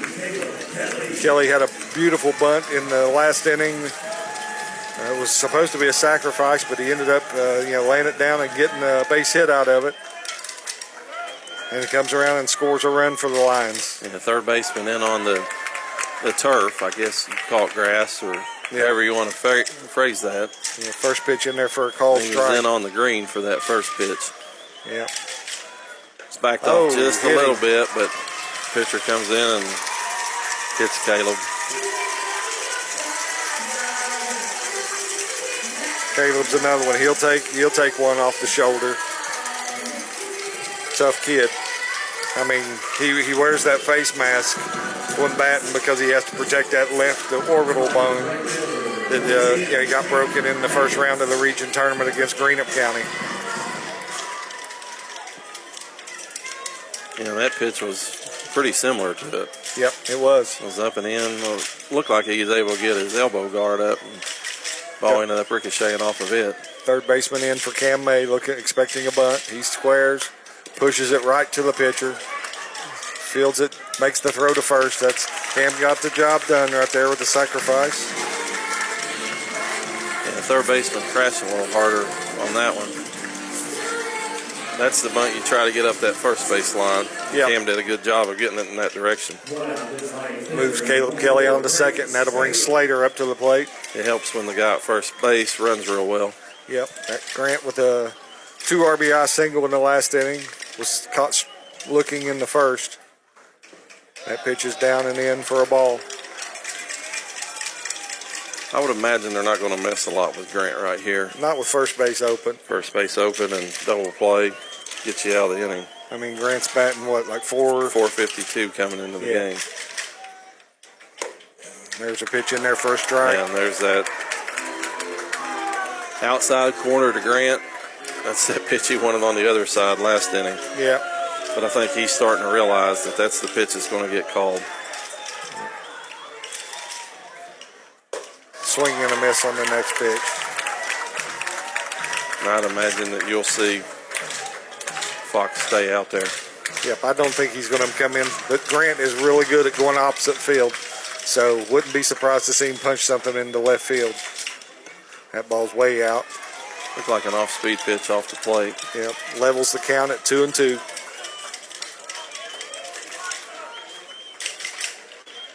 I hope he stays out there in Grant. With the shortstop holding Kelly on at second, there's a huge hole right there for him to go right through. That ball's outside, 3-2. Well, you remember his first at bat, they went away, and then all of a sudden they came in with that fastball. Yep. Kind of caught him off guard. I'm sure Grant learned from that. Yep, they came right inside on the inside corner with him. Got himself worked back to a full count. There's a ball. Hit down the first baseline. First baseman makes the play. 3 unassisted. Caleb Kelly moves on to third. It would be nice to push this run across. That way, we could answer their one run. Answer their run, and there'll be 3, 4, 5 coming up in the next inning. Yep. Brings up Alex Maynard. Alex, an error on the first baseman in the last inning and was hit by a pitch in the first inning. First pitch to Maynard in there for a call strike. And ball on the outer half. Alex didn't agree with that. I mean, after they hit him in the first inning, I can't imagine them wanting to come back in too much on him. Nope, 4-14 on the year. There he goes, got him again. Oh, that got him on the hand. Yep, that one hurts. Those are the ones that really hurt right there. If it gets him on the arm, or that he's got the shield he wears, that's one thing. But that one got him. It was either right on the hand or the forearm area.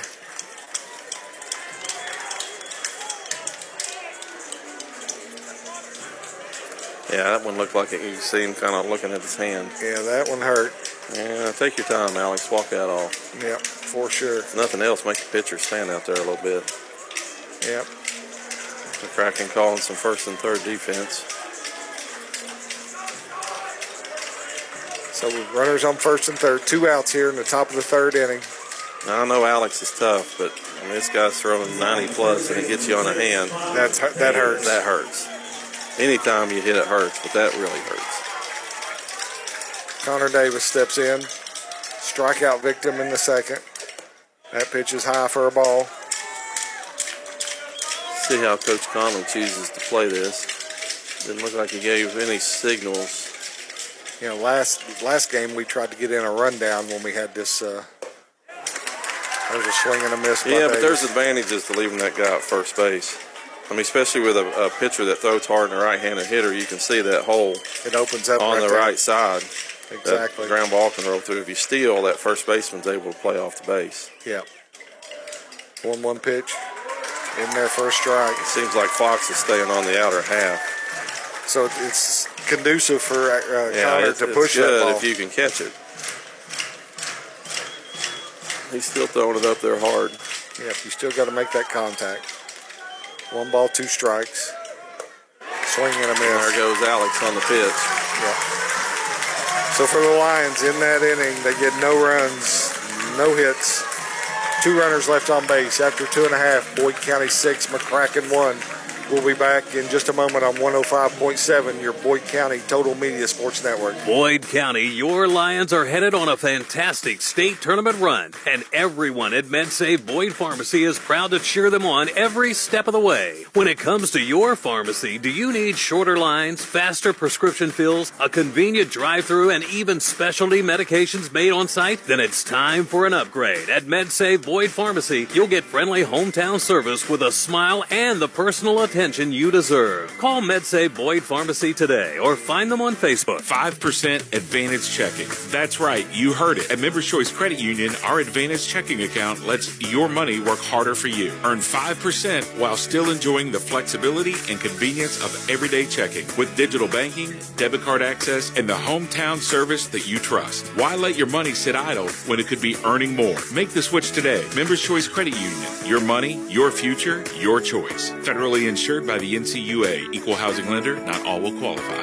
This is Boyd County Lions baseball, Powered by Clark's Pump and Shop. on 105.7 Hank FM. Okay, welcome back here to Kentucky Proud Park for the UK Healthcare Kentucky High School Athletic Association State Baseball Tournament. After 2.5 innings, your Lions are up 6-1 on the Mustangs from Mccracken. We left 2 runners on base in that last inning. Was hoping to push one across to answer the Mccracken run in the last inning, but no dice there. Yeah, it looks like McCracken's coach was out complaining about Boyd County's hitters up on the plate getting beamed. I'd say it's probably more the Caleb Kelly one than the Alex one. Yep. He was saying he would put that elbow guard up and let it hit him. Yep, he did. Well, I don't doubt that a bit. If he knew what Caleb got hit with a couple of weeks ago, he'd know better. He probably know that Caleb don't want to get hit. Leading off this inning for the Mustangs will be the catcher, Kendrick Dunning. He steps in at 3-0-2, had a base hit in the last inning. He's headed to John A. Logan. He had the bunt single. Yes. There's a pitch high for a ball. Ian, what's Grant's pitch count right now? He's sitting at 49 pitches. 49. There's his 50th pitch in there for a strike. Ian Wilburn, our trusty technician, here with us today. Gets to sit with us this week. That's great, and it's a good thing he's in here because if we had to set this up, we probably wouldn't. We wouldn't be on the air. We kept hitting the wrong buttons last week. 1-1 pitch, low and away for a ball. We appreciate Ian and all he does. We were sitting talking last week, and the radio was still playing. Yeah, it's hard telling what people heard. 2 balls, 1 strike here. That one's in there for a call strike, 2-2. Like to see Grant get in a groove right here, gets 3, 4, 5. Yeah, and get some quick outs. I mean, it's always nice to strike a lot of guys out, which he was striking out 2 an inning coming into the game, but yeah, 2-2 pitch. He probably needs quick outs. Then that's going to have a lot of English on that. But Connor did a good job of being patient. Yep, 3 unassisted. Ball bounce up to him for the first out of the inning there. Yeah, it scares you. You know that ball's got some spin on it. You don't want it to spin away from you. Yeah, it helps when you're on turf because you know you're going to get a big bounce. You're going to get a true hop too. It's almost like you're playing goalie, just trying to see which way it's going to move. That'll bring to the plate the first baseman, Gage Reeves, steps in batting .336. Was a strikeout victim in the last at bat. There's a ball foul back. If we had our glove, we might have got that one. And Grant getting into throwing a lot of strikes. They're still up 6-1. Like we talked earlier, not one swing's going to hurt him. Yep, just be aggressive, those strikes. But at this point, I mean, try to get to those 10 to 12 pitch innings. Get yourself deep in the game. Yep, for sure.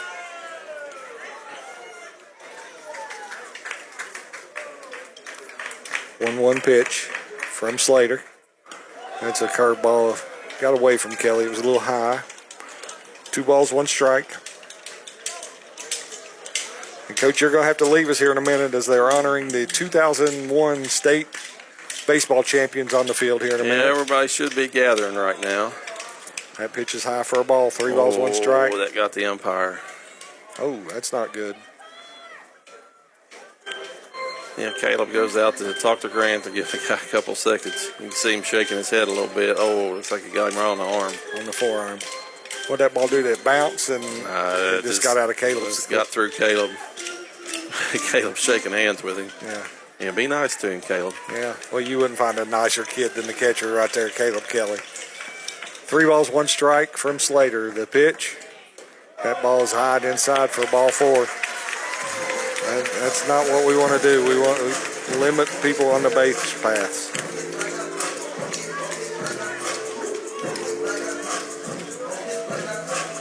I know you're sitting down there in a dugout in a game like this and say, well, I'm up 6-1. And yet I look down there and every coach in the dugout seems to be pacing back and forth. Well, you're never comfortable. I know, it was basketball, but I was never comfortable with the lead until you got under a minute and I knew that, there was 20 down or something. Probably a little more gamesmanship in basketball because everybody can see you. Yep, that's for sure. There's a pitch in there for a strike. At least here you can hide a little bit. Will Fox, the batter, he started out as a DH and now he come in as the pitcher. The University of Louisville commit, batting .335 on the year. Strikeout victim in the first inning when Grant got the bases loaded. He threw him a breaking ball and he ended up looking at it. Yep. Loaded the bases, then struck out the next 2 guys, and then we got a fortunate pass ball. Fortunate pass ball, carry him back to Caleb Kelly, who got the out there. And got us some momentum. Yep, they come out strong. The throw to first, close. But they had the bases loaded, nobody out, and we get out of it and then come back and put 6 up on them. Yeah, it's really changed the momentum of the game. No balls, 2 strikes, 1 out. Got a runner at first. It looks like he's inching over. There he goes. Fouled back. I don't know, just something about that runner there. I was watching him and I just kind of knew he was going. Yeah, he's a big kid too.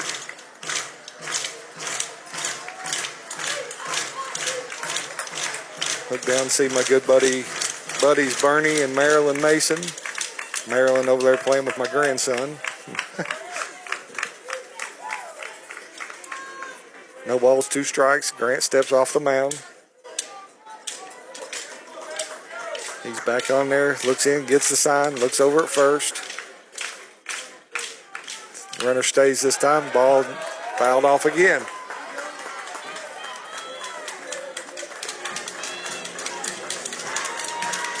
When Coach Ramsey leaves to go down and join the 2001 state champion Boyd County Lions on the field, Ian Wilburn will step in for a few minutes. Got a substitute. Got a sub. Got somebody warming in the bullpen here. 0-2 pitch from Slater.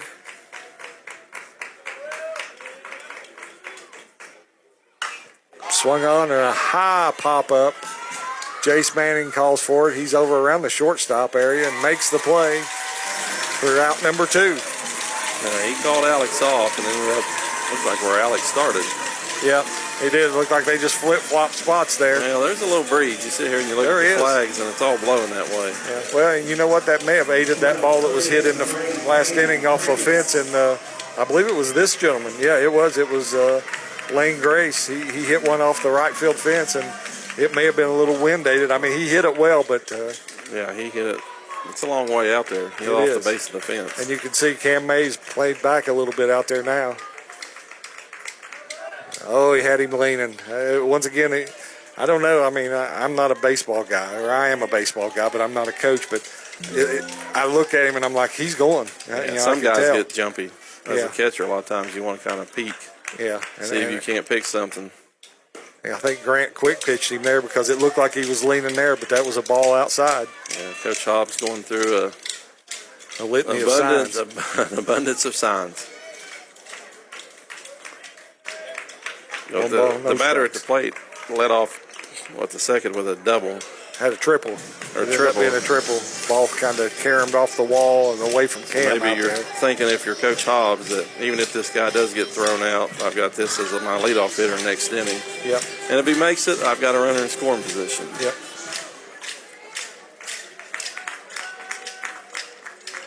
I don't think he's going. Oh, Grant high with that one. That's one thing I've noticed with Grant, and I think a lot of it is where he was hurt early in the year with the oblique and then the hamstring. I don't think he's ever really gotten in a groove to where he commands his pitches like he did last year. No, and I would wonder how his between pitching outings has been affected. Yep, for sure. 3-0 pitch. Because those are two injuries that he had that just don't disappear overnight. Yeah, and it doesn't allow you to keep up with your work. No, I mean, you have to rest both of them, the oblique and the hamstring. Yep. This will be Maynard coming out to have a little chit-chat with Mr. Slater. Yeah, you got the 7-hole hitter, 2 outs. We just want to make sure we get this guy in the books. This is Briar Hall. Who hit 375. Yeah, he flew out to left field last inning. He hit that ball hard, too. Yeah, he did. He had 1 home run. I'm not sure. Of course, we're in the Final Four. Even when you get to the bottom of the lineup, they're still good hitters. Oh, well, I mean, like I said, both sides. They're batting, 396, 346, even at 279. This hitter. Well, no, Briar, he's batting 375. The next hitter's 279. Yeah, well, they're 327 as a team. Yeah, they're good. With 18 homers. Yeah, they're a quality team. Yeah, you just kind of hope as a team that you're around 300. Yep. And they're well above that. And, western part of the state, there's a lot of good baseball teams. There is. So the mound visit broke up there by the umpire. Maynard makes his way back to the dugout. Caleb Kelly and the umpire having a little conversation on the way back. I'm sure probably talking about country roads as the West Virginia Mountaineers take on Troy today at 2 o'clock. Caleb and Josh, big West Virginia Mountaineer guys. Grant comes set on the mound, runners on first and second. That might get you in trouble here. Pitch swung on for a strike. After they beat Kentucky in the regional finals. It probably would, but you know what? They don't care. They don't care. I kind of like the country road singing at the end. That's pretty cool. No balls, 1 strike. Maynard slips in behind at second. Grant steps off. Let's just get this runner right here, Grant. Don't worry about them guys on the base. Get this third out. Pitch from Maynard, outside from Slater, outside. And Mccracken keep fighting. They keep putting guys on, putting Grant. They're not going to roll over. They're a putting quality Grant team. in positions. He's done a good job so far of getting himself out. Yep, 1-1 pitch. That ball's outside. 2 balls, 1 strike. Nobody warming in the Boyd bullpen. We've got 3 guys sitting out there, but nobody warming up right now.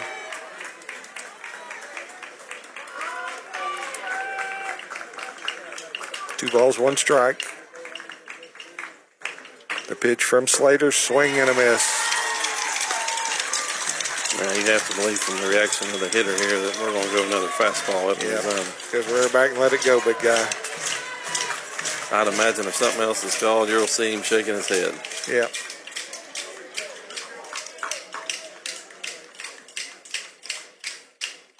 Two pitch from Maynard. I keep saying Maynard. Why am I'm sitting there looking at Maynard and Slater. Yeah. Outside ball, 3 balls, 2 back strikes. on that one. He did. Maybe spun off a little bit. Yeah, maybe just tried to put a little too much on that one. You can tell he wanted to go after him with a fastball, but full count, we'll see. Maybe if he can't land something off speed. He's still shaking out there. Yep, he shook him off, so he's going to throw his pitch right here. Slater comes set.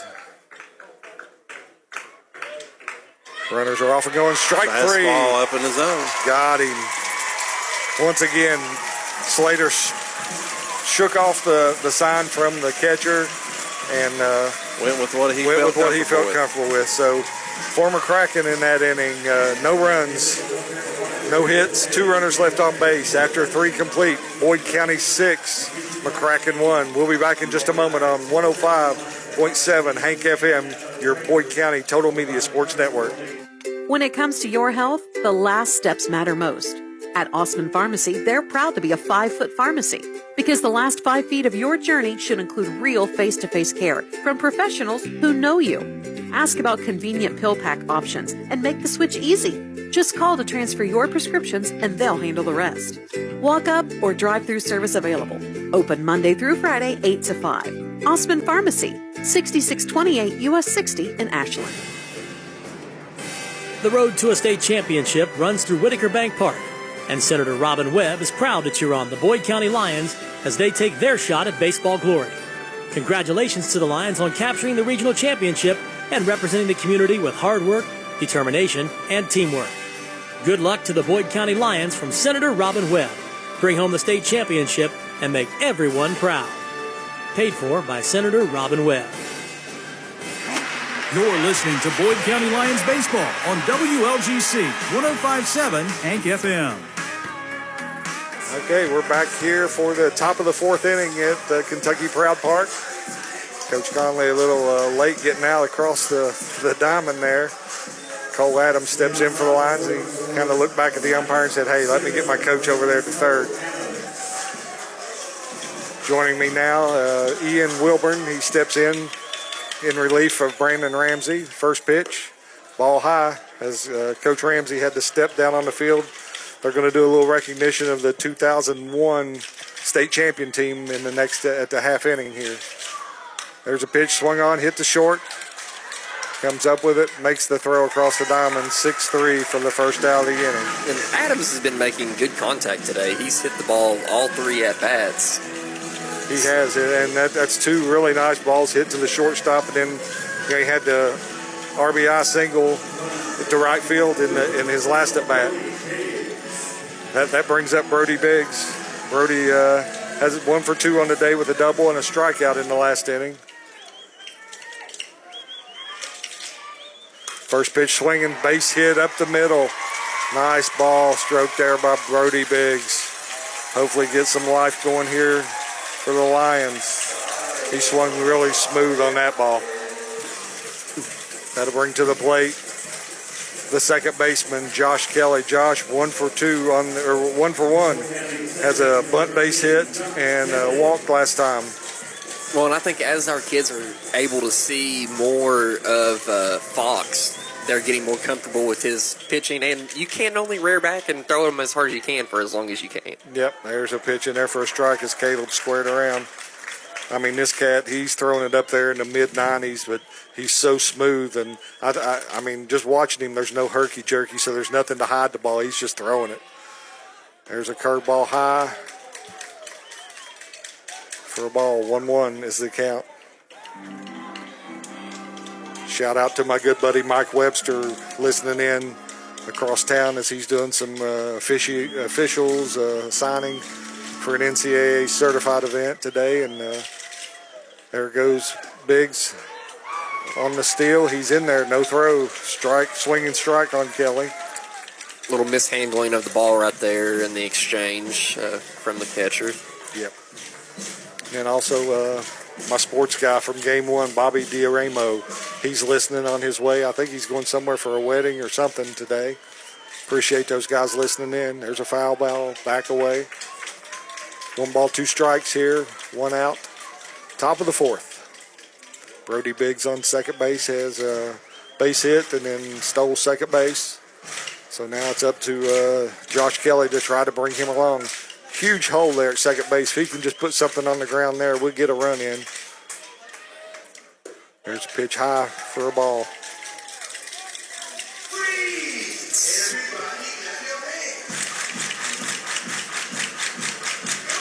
Levels the count at 2 balls, 2 strikes. Swing and a miss. Good old-fashioned fastball there from the pitcher. And that's the 40th pitch from Fox today. 40? 40, yep. So he's not far behind Slater. Yeah, Mccracken has thrown quite a few pitches. Started out the game with Penrod, and he lasted an inning, and I think inning and a third. That brings to the plate Jace Manning, batting .333 on the year. Jace had an RBI single in the first inning. Or it was in the second inning, I'm sorry. That pitch in there for a ball. And flew out to right field as well in that second inning. Yep.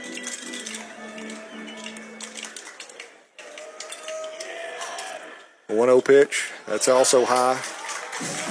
2 balls, no strikes. Got Caleb Kelly in the on-deck circle.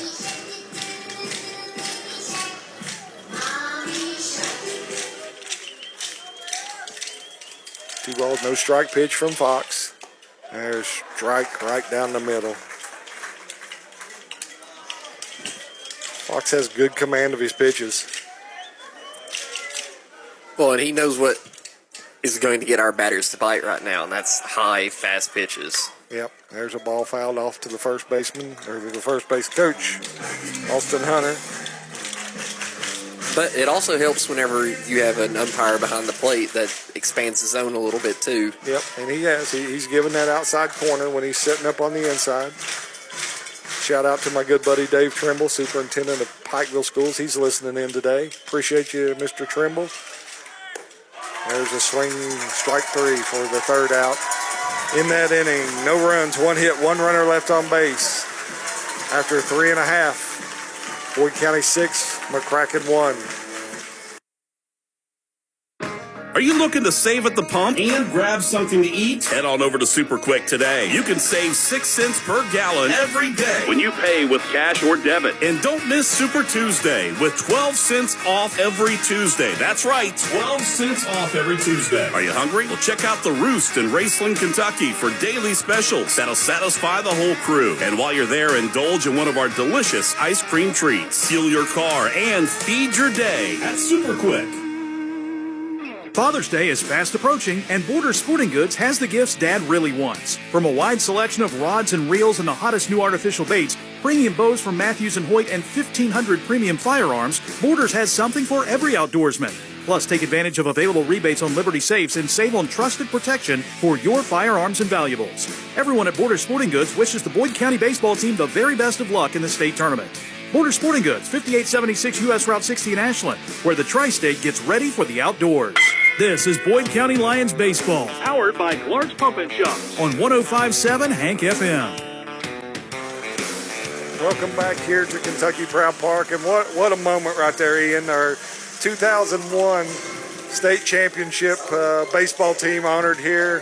Thank you, KHSAA, for that gesture. That's wonderful. 25 years ago, the Lions took down Louisville Ballard in the state championship game, and it's so good to see those guys, so many of those guys friends today, and great seeing Coach Hamilton and his beautiful wife Denise out there, and some guys that I haven't seen in a while. Oh yeah, and you didn't just see down there as they were getting on the field, it was just a big reunion amongst buddies that probably haven't seen each other in years. Yeah, they may not have seen each other in years, but I know they connect and talk to each other all the time. Me and Coach Ramsey there, we're best of friends, and he's always talking to Coach Hamilton. And then, of course, you've got on our staff, Jared Caesar was the catcher on that team, and our head girls softball coach Lance Caesar on that team was sharp hitting second baseman, and just good to see all those guys, and a wonderful round of applause here from the Boyd County contingent here, and we appreciate those guys. And I saw Caleb Kelly run out to give a hug there to Jake Hughes. Jake coached him in football and so forth. So a good bond there between them, and a lot of our kids still know those guys, and they correspond, and those guys are always around. So wonderful gesture there by the KHSAA. While most of these kids, none of these kids were born whenever that happened, they still look up to that team. Oh, for sure. a great role model for them to have and inspire them. Yep, so here we are. We're back to baseball. First pitch swinging, high pop-up. Oh. And we dropped it. The wind is swirling right now, and you could tell with that ball right there. It started on the first base foul line, and it looked like it was a foul ball, and it ended up where second base was at. So we're going to have to give an E3 on that one and put the runner on. And if you take a look up in the sky right now, those clouds are moving. So. Ominous clouds rolling in here. I can see the trees starting to turn down in right field. And, you know, when you see that happening, usually there's a storm or something brewing out there. So that brings up the number 9 hitter, Brady Thompson, with a runner on first now for Slater as he tries to navigate this inning. And right now for Slater, you just want to keep the pitch count down. Yep, we don't. If we get a rain delay, you will see another pitcher for Boyd County. If it's a very long delay, we won't take a chance and let Grant go back out there. They'll get somebody else up, and we'll see another pitcher. So Brady Thompson shows bunt on that throw to first base. Looks like Boyd County's got some kind of a wheel play going on over there. I saw Josh Kelly breaking to first, so it means Connor Davis will be crashing. I think he's going to pull back here, Ian. Nope, he's just standing there trying to give Grant something a little different to look at. I would say just playing mind games at this point. Yep, there's a ball. Well, and right now they're just trying to make Boyd County and their defense execute a play. Yep. And the pitch, swing and a miss. That ball's fouled back, out of play, and then back onto the dugout. Especially after giving up that last error on that last at bat, you know, one thing can snowball into another, and that's what we just want to go out and execute and leave it in that last at bat. So 1-1 to count here. Runner on first. Bottom of the 4th inning. Slater comes to the plate, high before a ball. Welcome back, Coach Ramsey. Yeah, I got to get caught up here. Yeah, you're breathing hard, though. I just rode the elevator. You're not in as good a shape as you was in your playing days. It's a little bit of a maze to get out. Yep. Out there. They went through the tunnel, and I just went through the gate here. Yeah. 2 balls, 1 strike pitch from Slater. In there for a pitch called strike. Wonderful to see you out there on the field, buddy, with all your... nice to be out there. We've worked on that for, probably about 6 weeks now? Yep, it's been a while. You were my head man there. You and Jared Caesar spearheaded that. Yeah, throw in Lance. Yep, Lance, he helped out, and just a wonderful... I mean, to see that many people come back, that's wonderful. I think I counted 13 players. Yep, 2-2 pitch. Oh. There was a few that... Oh, strike 3 called. And he don't like it. But it was a strike. I mean, I thought it was a strike from the get-go, but go ahead with what you were saying there. Well, it was just nice. I mean, people have moved away and, had to make arrangements to get here and, to get that many of the former players. I think there was 21 on the team, and we knew there were 7. I know George Smith, the assistant coach off that team, he was sick this morning, so he wasn't able to make the trip, which, we all wanted to see Smitty. Oh, yeah. And he was a staple. Happen, but first pitch from Slater, swung on. Are they going to call that a strike or a ball? Looks like he called it outside. Oh, okay, runner stole second base. I mean, some of those kids, I call them kids, are grown in men their now. 40s at this point. But, I haven't seen a whole lot since, the 2001 state championship. And that's what me and Ian were talking about. You may not have seen them, but y'all kind of stay in contact with text and Facebook and things like that. So good to see that many people out there. Especially the upperclassmen. Yes. The ones that have been together for a long time. We was really good in 2000. Yes, we were. And a lot of those players that were on L1 are they were a big part of that, and then came back in 01, was able to, I guess, finish the job. There's a strike.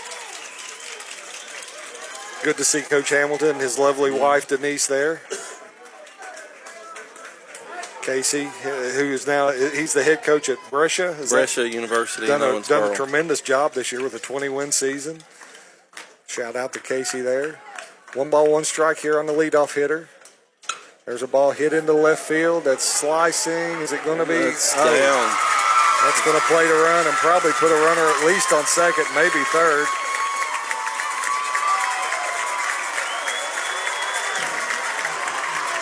He's hit 2 balls that way this year, or today. Yeah, I've been rewarded for both of them. Yeah, 2 doubles both times. Well, I know that Denise Hamilton wanted a shout out too, so we can't forget Denise. I did. I said Coach Hamilton and his lovely wife, Denise. That's the 3rd time I've called her his lovely wife. Well, that's 4 now. Yeah, we was walking up here before the game, and she said, "Give me a shout out for all the people in Ashland." Yeah. I know it's been a while since they moved away, but I mean, Ashland's always their home. She grew up in Greenup County, and he grew up in Ashland, and they still make it back. He's Boyd County. Well, We're claiming him. We are claiming him. But they still make it back from time to time. And yes, back to the Luther E. Craig Baseball Complex, named after Denise's father. Grant hit that batter. This is not going the way we need it to right now. That's runners on first and second, 1 out. Looks like we got some movement going on out there in the bullpen. Got Monty Dixon, right-hander, out there warming up, and then Braden Nunley, yes, lefty. And coming to the plate now is Kendrick Dunning, the catcher. Well, last week over at Legends Field, the bullpens were together. It's kind of a little bit easier this week to be able to see. Yeah. So stepping to the plate will be Kendrick Dunning. Last at bat, he 3 unassisted to first base, and he had a single in the first inning.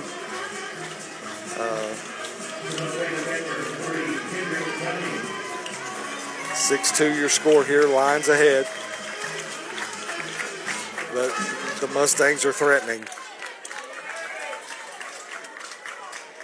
Slater comes set. And the pitch. Inside, almost got him. That's a ball.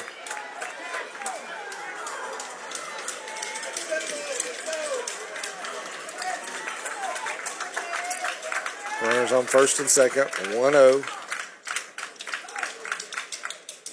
That pitch is in there for a called strike. Ian, where's Grant at pitch-wise now? He is at, let me refresh this just to make sure I'm accurate. 1-1 pitch coming from Slater. This will be pitch 84. 84, it's low for a ball.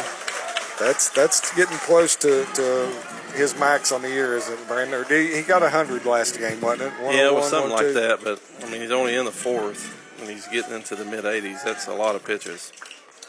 That's 20 plus per inning, and we're only 1 out into this inning.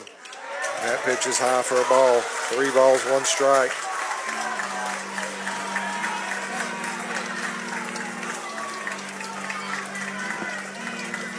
And you have to wonder if we do if we do switch pitchers, are we going to go with someone out of the pen or position player on the field?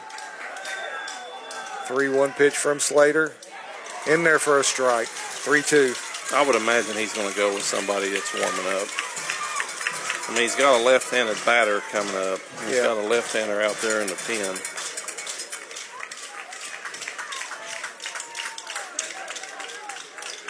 Three balls, 2 strikes, 1 out. The pitch from Slater. Ball's popped up. Slater's going to take that one. Slater makes the catch. Man, look at the wind is really swirling here. Yeah, he was over well in the foul territory and ended up catching it about halfway back to the mound. Yes. Out number 2. I don't think he was going to let Caleb or anybody catch that one. He was catching that one himself. Yeah, I would imagine after the pop-up earlier in the game, he was going to make sure that was an out. Well, you were gone. We missed one at first, too, with the wind swirling there. Oh, did we? It was foul, and it ended up dropping in front of the second base, where the second baseman plays. The wind really blowing hard. That brings Gage Reeves to the plate, 336 average. Ball's tattooed down the right field line, but foul. Let's see. There's a gaggle of kids out there going to fight for that ball. Yeah, It looks like if I'm not, that looks like Little Caesar. I see came away my with son that out there right in the middle of it. That's Lance's youngest daughter. I think her name's Torn. Torn, yeah. Yeah, I think she out in front of all the boys. Oh my, look at that. She's gotta meaner love it. than all the boys. I guarantee it. She can play baseball right alongside them. No balls, one strike. Another curveball inside. He rips it, foul down the right field line. I don't know that I would throw him that pitch again because he's out ahead of that. I know we talked about, the difference in the fields and legends, and of course it's a little easier to get to in Park, but I think these kids really enjoy coming to UK's field. Absolutely. I mean, you grow up in Kentucky, you want to play here. This is awesome for them. No balls, two strikes. The pitch from Slater. Ooh. Strike three on the outside corner for the third out. Nice pitch by Grant. He knew it too. Look at him. Yeah, Grant gets himself out. And he got himself out of that one. So there, in that inning, Mccracken pushes across 1 run. Let's see, 1 hit, 1 error, 2 runners left on base. After 4 complete, it's your Boyd County Lions 6, Mccracken County Mustangs 2. We'll be back in just a moment on 105.7 FM, your Boyd County Total Media Sports Network. Congratulations to the Boyd County Lions on bringing home the 16th Region Championship, and best of luck as they make their run for a state title. The team at Smokin' Jay's Rib and Brewhouse is proud to support the players and the entire community. When you're hungry for the best barbecue, head to Smokin' Jay's for award-winning ribs, brisket, pulled pork, turkey, and wings, all served with house-made sauces and delicious southern sides. Order online at smokinjaysribs.com. Mention this ad and get a free appetizer. Smokin' Jay's Rib and Brewhouse, delivering real barbecue done right. At Clark's Pump and Shop, we care about the community. Download the Clark's Rewards app and save on fuel, snacks, and drinks all season long. Feel like a winner at Clark's. Clark's Pump and Shop. Return, refresh, refuel. Be with you in a moment. Quit burning gas at a fast food drive-thru. Head to Clark's Pump and Shop. Grab Hanger 54 pizza, crispy crunchy chicken, deli sandwiches, and more. And most locations have drive-thrus, so it's just as easy. Clark's Pump and Shop. Return, refresh, refuel. You're listening to Boyd County Lions Baseball on WLGC 105.7 Hank FM. We're back here at Kentucky Proud Park. I'm just going through my phone right there, Ian. I'll do a quick shout out here to all my people. Miss Dara Sue Williams, our director of special ed, listening. She wanted to know what tattooed down the line meant. I had to explain to her. That's when somebody hits the ball really hard. Tom Cheney listening, him and his lovely wife Michelle. John Stevens, former principal at Cannonsburg Elementary, wanted me to shout out all the Cannonsburg Tigers on the team here. So we're back to baseball. I'll shout out some more in a minute. Up to bat, the catcher, Caleb Kelly. Caleb hit by pitch in his last at bat and a bunt single in the second inning. There's pitch in there for a strike to even the count at 1-1.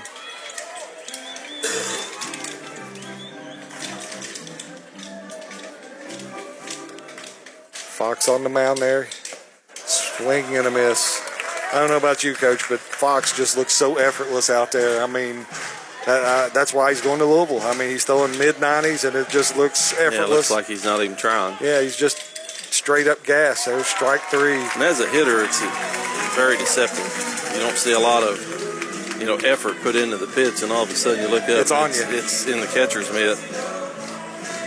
You say that, but when I played eons ago, I loved guys like this because there wasn't a lot of herky-jerky, and they wasn't hiding the ball. It was just like, here it is, hit it if you can. Yeah, well, I mean, generally guys that are smooth and clean like that have a lot better command, too. Herky-jerky would scare me if he's throwing mid-90s and yes, he doesn't know where it's going. There's the first pitch in there for a called strike on Cam May. Cam with an RBI, had a hit by pitch. There's ball up high. Had a sacrifice in the third inning. I just like this guy's delivery. You might see him playing in the bigs one of these days.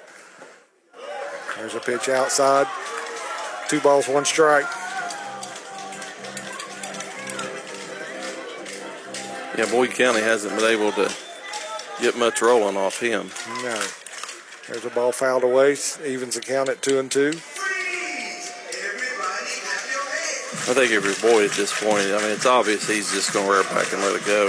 You want to try to find a way to catch up with that fastball. If he throws you a breaking ball or something off speed for a strike, you're just going to have to tip your hat. Yep. There's another foul back by Cam May. May's on him a little bit. Well, guys that throw hard and guys that like to throw fastballs, they don't like it when guys can catch it. No. They don't like it fouled off like that either. They don't like it when the hitter looks like he's on it. Might see a little curve or something here. And he did. Strike 3, second out of the inning. We'll bring back to the plate Grant Slater. Grant has, looks like he's 1 for 3 on the day with 2 RBIs, with the RBI single there in the second.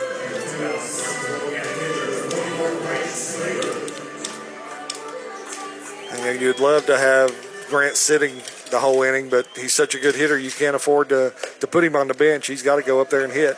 That ball's outside for a ball. No, if he can get on base, you can run for him. Yeah, and then maybe Maynard can take a pitch or two and give him a second to catch his breath. There's a check swing foul ball off down the right field line, or left field line, sorry. I was looking for it in the stands, and I forget they've got a net going all the way down, midway to the outfield. 1 ball, 1 strike, 2 outs, nobody on here in the top of the 5th. That ball's down and in for a ball. It looked like he tried something off speed. Yep, 2 balls, 1 strike. He might come with something other than a fastball to Grant here. Grant can hit that fastball.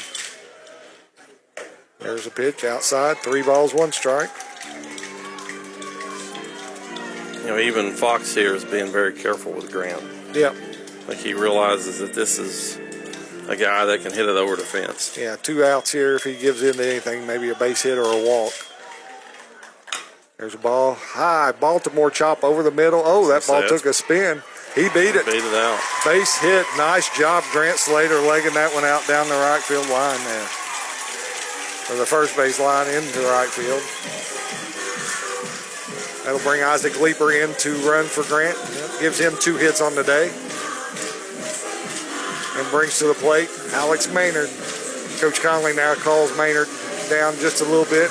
I'm sure that's a ploy to give Grant an extra few seconds to get in there and get a drink, get a towel on him. And one good thing, being here at the state tournament too, is you got lengthy time in between innings. Yep, for sure. So you don't feel like you got to hurry. There's a pitch outside to Maynard for a ball.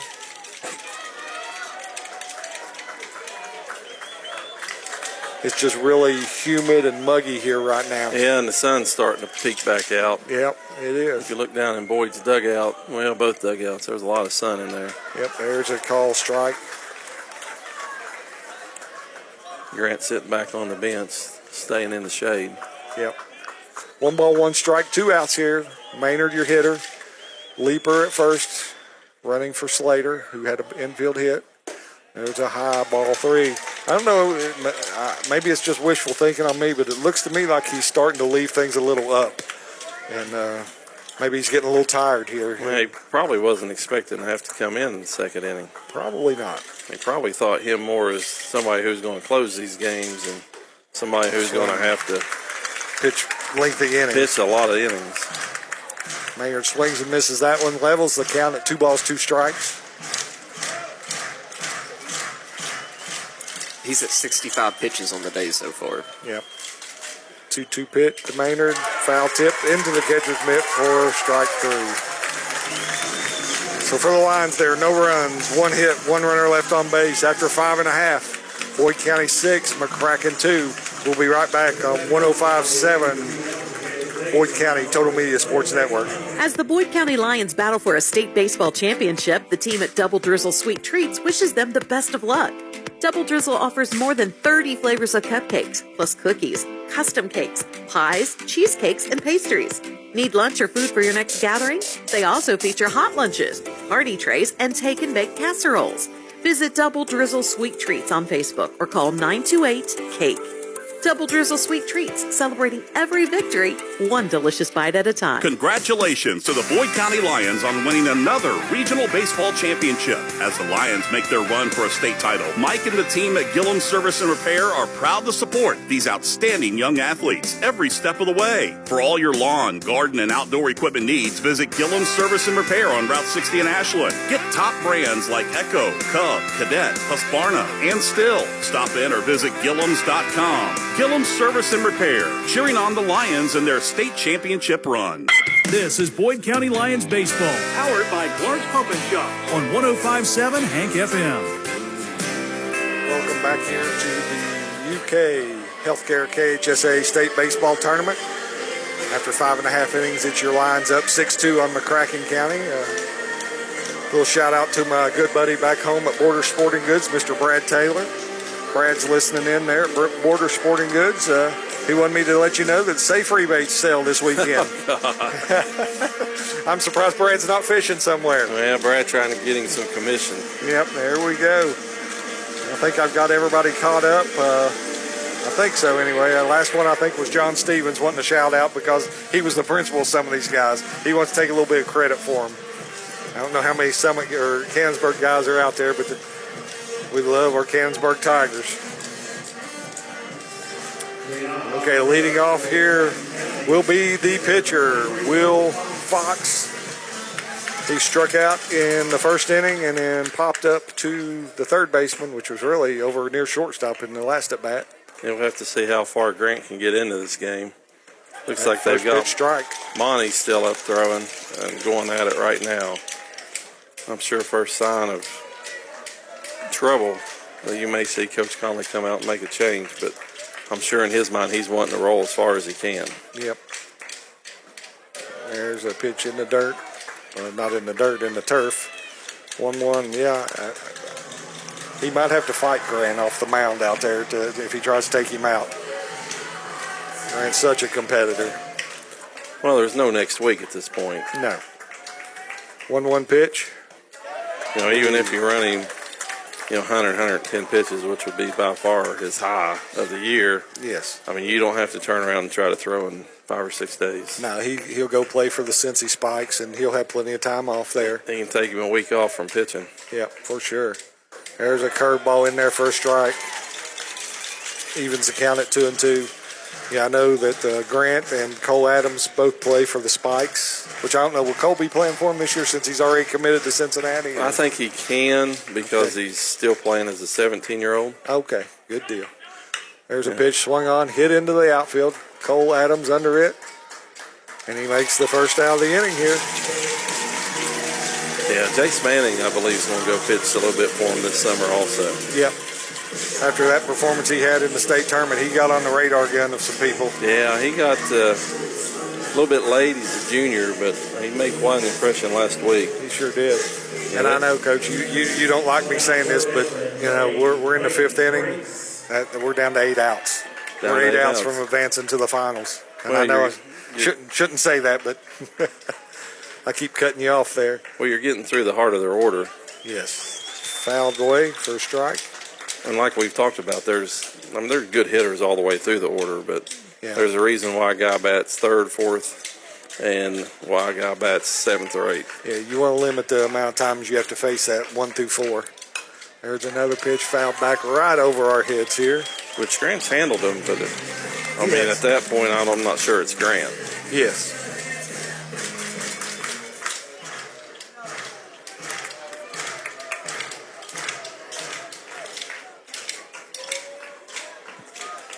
Oh-2 pitch swung on, and that one's hit into left field. Brody coming over, he makes the catch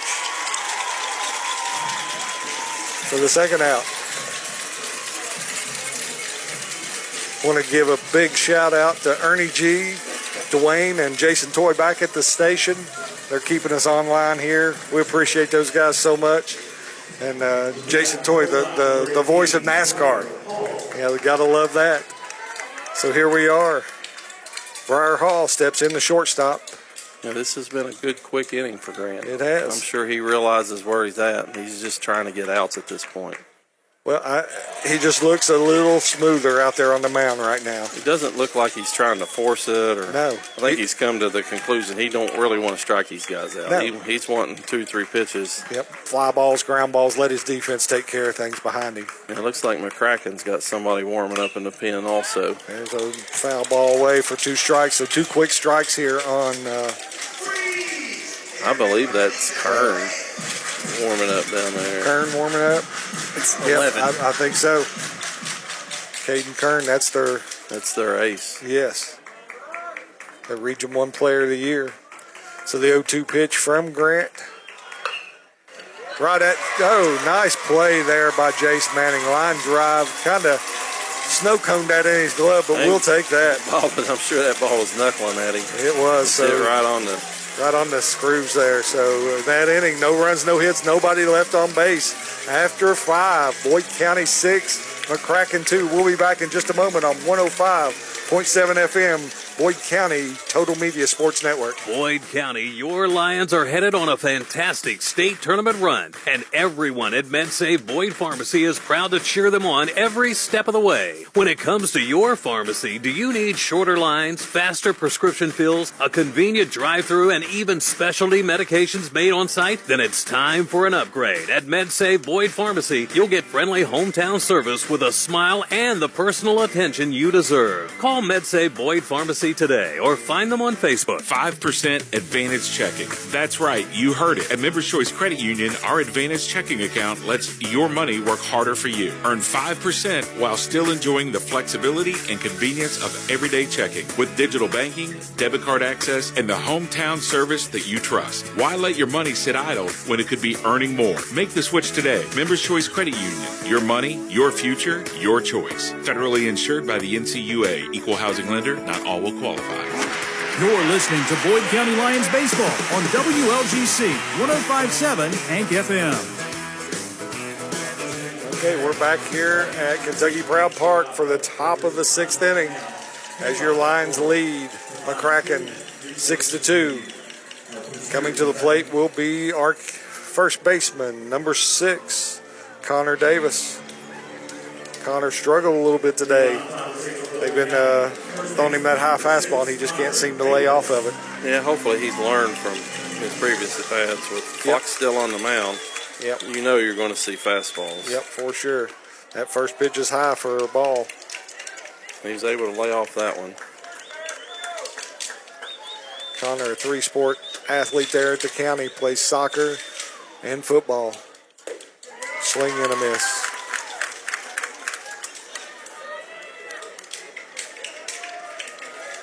1-1 count here. That pitch inside for a ball. 2 balls, 1 strike. You know, it's funny, we're sitting here and talking about Kern down there warming up being their best pitcher, and the guy on the mound is committed to Louisville. Yeah, throwing 95. Ball 3, 3-1. I mean, we've got 4 guys that have committed for them, and all 4 of them should be or could be D1 pitchers. Yeah, the first pitcher, Penrod, had already committed or signed with John A. Logan in Illinois Junior College. So that pitch in there for a strike, 3-2 count. Fox to the plate, swung on there, he goes. That ball's hit hard into center field, but the center fielder steps over and makes a nice catch there for the first out of the inning on Connor Davis. That'll bring to the plate this center fielder, Cole Adams. Cole with a big-time RBI in the second inning. Has grounded out hard to the shortstop, his other 2 at-bats. So he's made really good contact here as he steps in against Fox. This is D1 against D1 right here. There's a ball outside.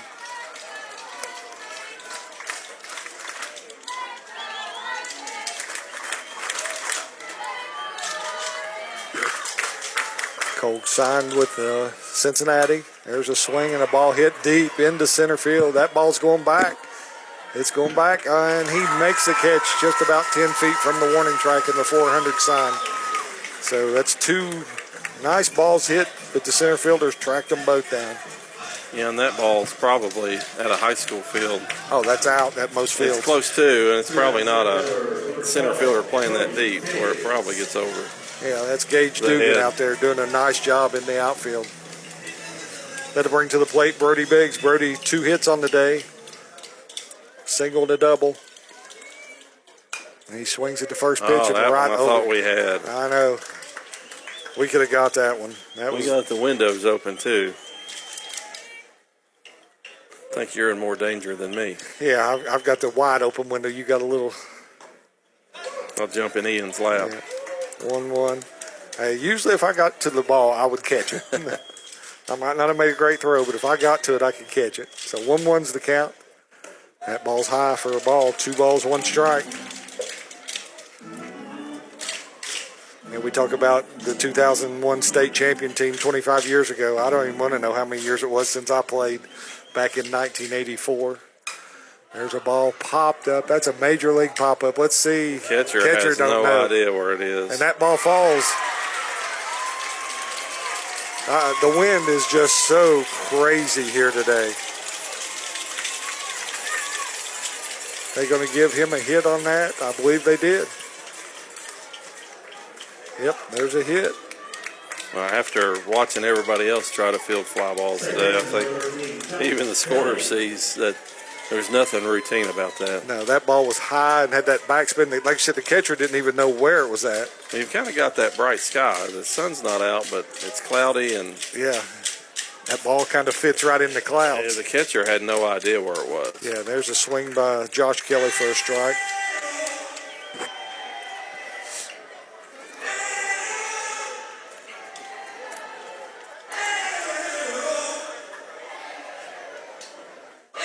We got the guy playing the music out there. I know Ben Spicer back home, he loves some Baby Shark right now. Good friend Ben Spicer. Always a pleasure to see and hear from him. A 1-strike pitch to Kelly in there for strike 2.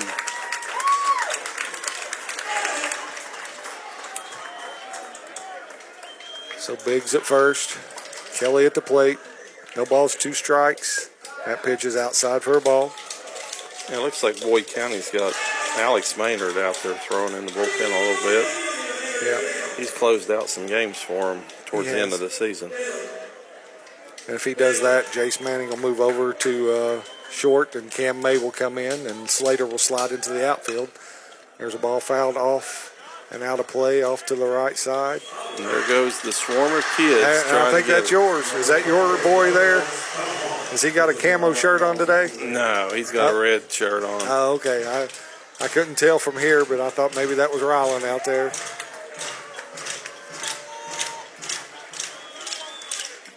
One ball, 2 strikes to Kelly.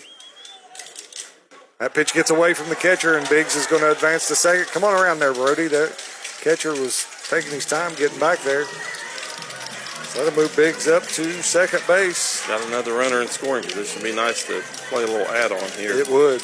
Every run right now means a lot. That levels the count at 2, too. Especially when you're Boyd and you're at Grant at the end of Grant. Yeah. How many pitches is Grant at now, Ian? It should be around 90. I think it was 97. Okay. He's got one more for sure. He'll start one more. I'll say that. Oh, 103 is what he's at. 103. Okay. That pitch is outside for ball 3. Well, that's a season high. And Fox is up at 81. Fox at 81. Okay. Full count here. Pitch to Kelly. Swung on and missed. Strike 3, and that ends the inning for Boyd. No runs. 1 hit, 1 runner left on base. After 5.5, it's Boyd County 6, Mccracken 2. We'll be right back on 105.7 FM, Boyd County Total Media Sports Network. When it comes to your health, the last steps matter most. At Osman Pharmacy, they're proud to be a 5-foot pharmacy because the last 5 feet of your journey should include real face-to-face care from professionals who know you. Ask about convenient pill pack options and make the switch easy. Just call to transfer your prescriptions and they'll handle the rest. Walk up or drive-through service available. Open Monday through Friday, 8 to 5. Osmond Pharmacy, 6628 US 60 in Ashland. Are you looking to save at the pump and grab something to eat? Head on over to Super Quick today. You can save 6 cents per gallon every day when you pay with cash or debit. And don't miss Super Tuesday with 12 cents off every Tuesday. That's right, 12 cents off every Tuesday. Are you hungry? Well, check out the Roost in Raceland, Kentucky for daily specials that'll satisfy the whole crew. And while you're there, indulge in one of our delicious ice cream treats. Fuel your car and feed your day at Super Quick. This is Boyd County Lions baseball, Powered by Clark's Pump and Shop on 105.7 Hank FM. Okay, we're back here at Kentucky Proud Park. Bottom of the 6th inning, and we have a pitching change. Looks like we're going to bring in Jake Monty Dixon to face Mccracken County here in the bottom of the 6th inning. Yeah, it looks like they've taken Grant completely out, which they can re-enter him to hit. So it was just a straight change, Monty for Grant. And then looks like Leeper down there warming up in the pen. Yeah, Leeper ran down the pen between innings, and like we said before, Alex Maynard was out there throwing.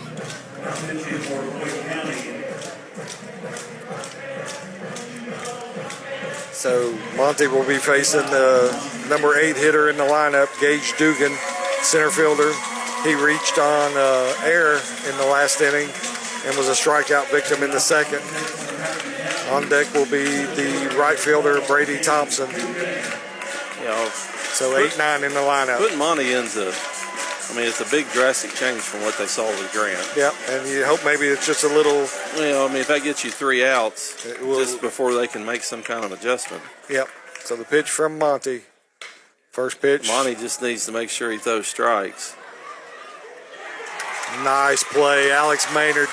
2 hops that one across and picked it up clean by Connor Davis for the out, for the first out of the inning. And that's what you hope for. Yeah, 1 pitch, 1 out. Yeah, getting that first out, getting a little experience from Monty. And here's the deal, 1 pitch, 1 out. And the thing that we know about Monty is he doesn't overpower anybody, but he throws strikes. He's going to throw strikes, and he got the 8-hole hitter out. Now he's got the 9, and then he'll have to face the top after that. He drops down that little sidearm curveball in there. He went from Grant, who's throwing 90, to Monty, who's not throwing 90. I'm going to guess 75. I'd say a little higher than that. Okay, 78. It's not 80. There's a pitch inside for a ball. The batter looked like he was trying to get hit on that one. Yeah. The thing I'll say about Monty, he's one of the best kids we have in school. Always has a smile on his face, and he's a huge Reds fan. What else could be better? You ask for? That's a fact. There's ball 2 outside. I know one day he wears a hat every day to school, and then one day he didn't wear a hat. And the Reds won that night, so they won like 3 in a row, and 3 days in a row he didn't have a hat on. So there's ball 3. I sit there and say one thing Monty's going to do is throw strikes, and he throws 3 balls in a row. Well, usually when you get to this situation, you throw a lot of that out. Yeah. This is a pressure situation for Monty. Big time pressure right here. 3-1 pitch. Ball 4. Wouldn't be surprised to see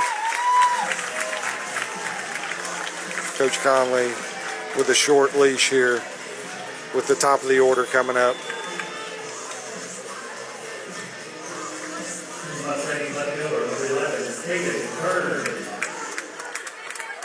Monty's got to face the top of the order now. Yep. I'm sure a lot of these hitters are glad that Grant's out. Yeah, Kern 3 for 3 on the day.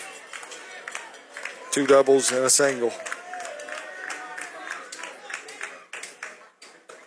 There's a pitch in there for a strike.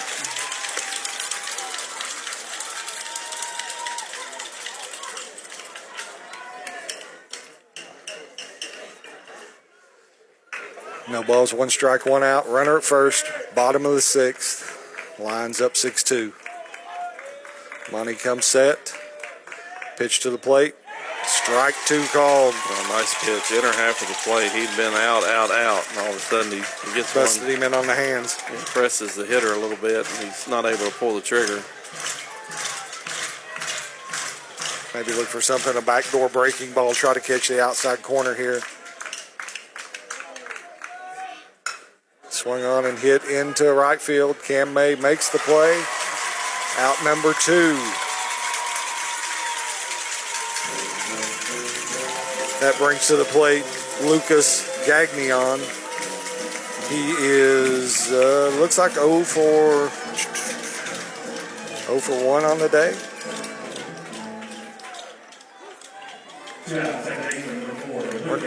No, he's he's got a walk and a hit by pitch. He was the batter when the runner got thrown out at the plate or something. I don't know. I've lost control up here. Monty, the first pitch. I was going to say, this should be their 4th time through the order. Yeah, I missed him somewhere along the way. I was probably telling a story. Should be his 3rd at bat, or 4th at bat. He's had 3. He's been hit and walked twice today. Okay, the walk was the one I missed. So he's 0 for 0. Yep. There's a foul ball off to the first base side. Monty trots over and gets it. Exchanges balls with Caleb Kelly there. Take your time there, Monty.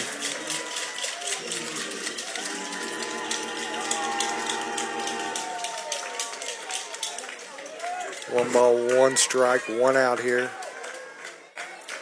Bottom of the 6th.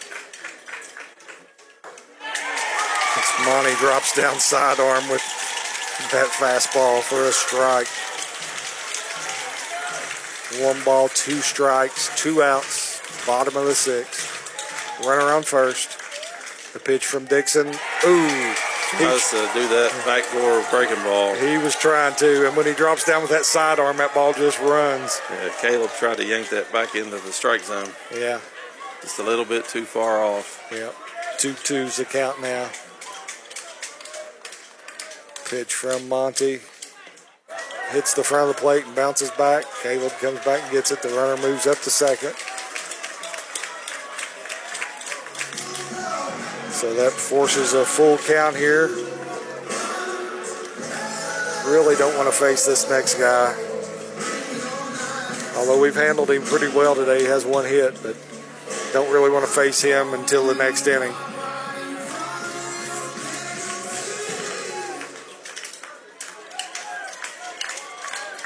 Full count, 3-2, 2 outs, runner at second.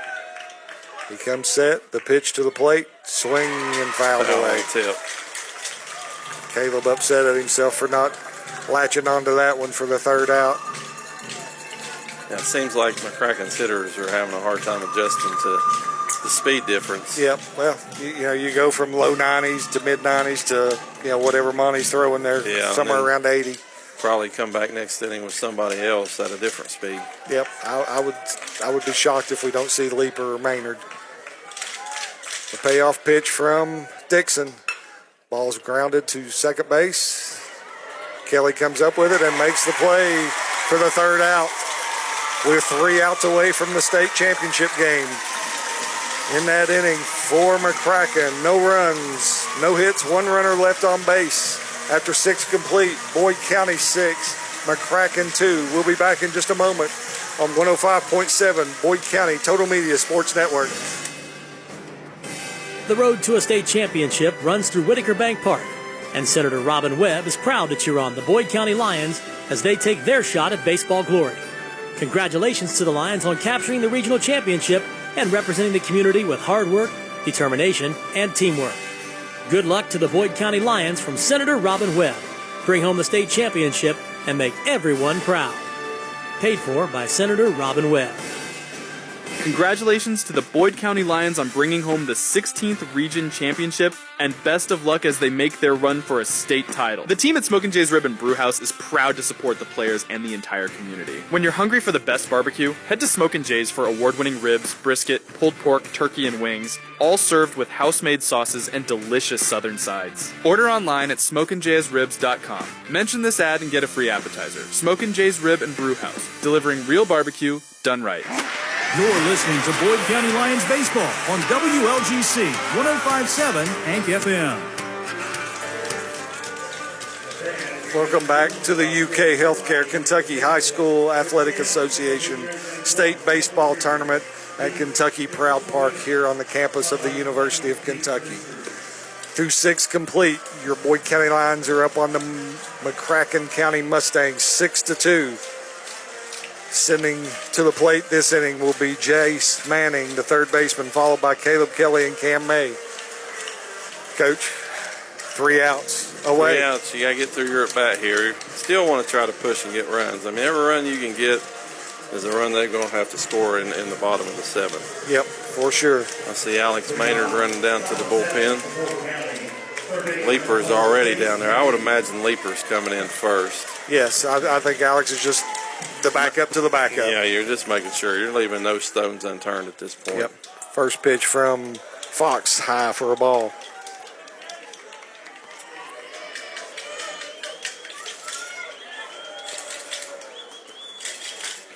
There's a foul ball back away. That'll probably hit out on Alumni Drive somewhere.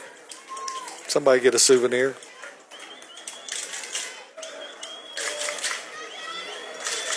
One count here to Jace. That's in there for a call strike. Yeah, I would imagine when Kentucky's playing, there's quite a few balls that end up out there. So how many baseballs we go through for a game like this here? A high school game? Yeah. That gets returned? Well, they return. There's strike 3 swinging for Manning. I mean, probably a couple dozen what you show up with. I saw the guy coming in today, and it looked like he had 4 dozen with him.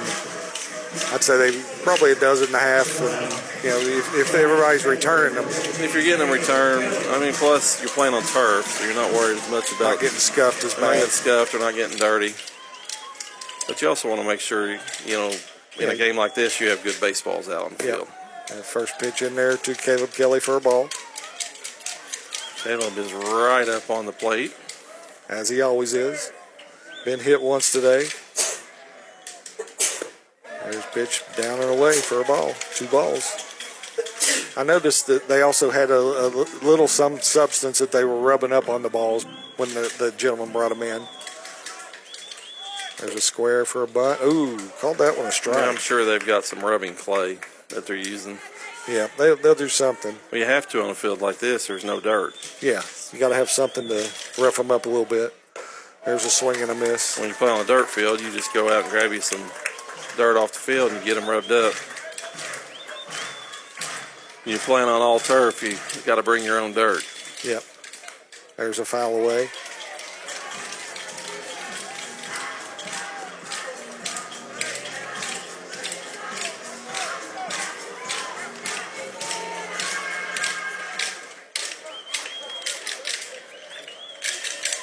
Two pitch, swing and a miss.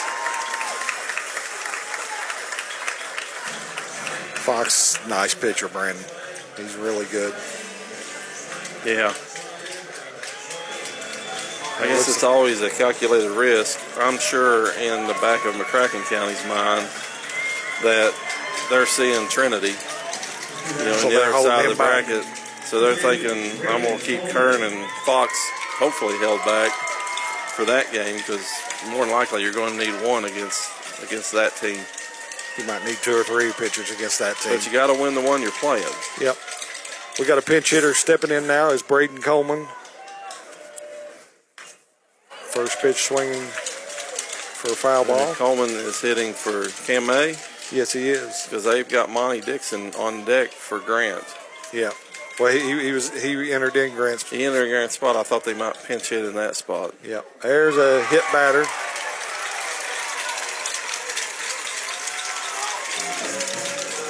Looks like they'll probably re-enter Cam to run. Yep.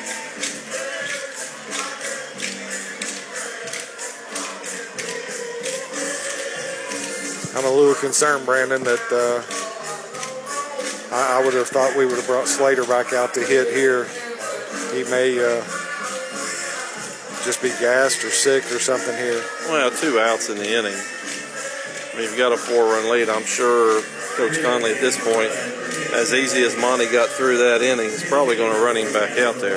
Yeah, and so if he took him out, if he re-entered, he would be out of the game. Yeah, good. Monty wouldn't be able to come out and pitch, and I'm sure he's just trying to keep all of his options open going to the bottom of the seventh. Nothing wrong with that. First pitch in there for a strike. Well, even if Monty just gives you one out, that's one out. You only need three. Yep. And really, in that top half or that bottom half of the sixth, they didn't really hit Monty very well. I mean, there wasn't any hard hit balls for his 3 outs. He walked a hitter. No, he's not going to strike him out, but it doesn't matter. An out's an out. Yep. 0-2 pitch to Monty. Ball away. Yeah, Monty doesn't have a lot of at-bats coming into this. 4. 4 at-bats. And I would imagine they're not against somebody like the guy on the mound. No. No shot. He does have 2 hits. Yep. And 3 RBIs. 500, 3 RBIs, I'll take it. But I'd say there wasn't many Will Foxes in that either. There's a swing and a foul away. I'm sure if I'd have talked to Monty 2 weeks ago and said, Monty, you're going to be pitching in the state semifinals in the 6th and 7th inning. At UK. At UK. I don't know that Monty would have took that. He probably laughed at you. Yeah. Like I said, great kid. Swing and a miss. Oh, the old slip on the mound, strike 3. Yeah. That ends the inning for Boyd County. So no runs, no hits, 1 runner left on base. 3 outs away from a chance to play for a state championship, Coach. We'll be back in just a moment on the 105.7 FM, Boyd County Total Media Sports Network. Are you looking to save at the pump and grab something to eat? Head on over to Super Quick today. You can save 6 cents per gallon every day when you pay with cash or debit. And don't miss Super Tuesday with 12 cents off every Tuesday. That's right, 12 cents off every Tuesday. Are you hungry? Well, check out The Roost in Raceland, Kentucky for daily specials that'll satisfy the whole crew. And while you're there, indulge in one of our delicious ice cream treats. Fuel your car and feed your day at Super Quick. Father's Day is fast approaching, and Borders Sporting Goods has the gifts Dad really wants. From a wide selection of rods and reels and the hottest new artificial baits, premium bows from Matthews and Hoyt, and 1,500 premium firearms, Borders has something for every outdoorsman. Plus, take advantage of available rebates on Liberty safes and save on trusted protection for your firearms and valuables. Everyone at Borders Sporting Goods wishes the Boyd County baseball team the very best of luck in the state tournament.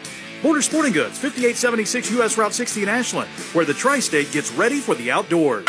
This is Boyd County Lions Baseball, powered by Clark's Pump and Shop on 105.7 Hank FM. Okay, we're back here in Lexington for the bottom of the 7th inning. Monty Dixon back on the mound for the Lions. Shout out to my good buddies Kim Fitch and Sherry Jordan listening back home, holding down the fort there at Central Office as their boss, Mr. Bill Boblett, here in the stands cheering the Lions on. So we're 3 outs away, Coach, and we're going to have to go through the heart of their lineup here. 3 outs and a lot of options. Yes. Monty, they went ahead and let him hit so he could come back out. He had a good 6th inning. And they've got 2 other pitchers warmed up at this point. Leeper's out there throwing right now. Alex Maynard's been out there. You know, Braden Nunley was out there, a left-handed pitcher, earlier in the game.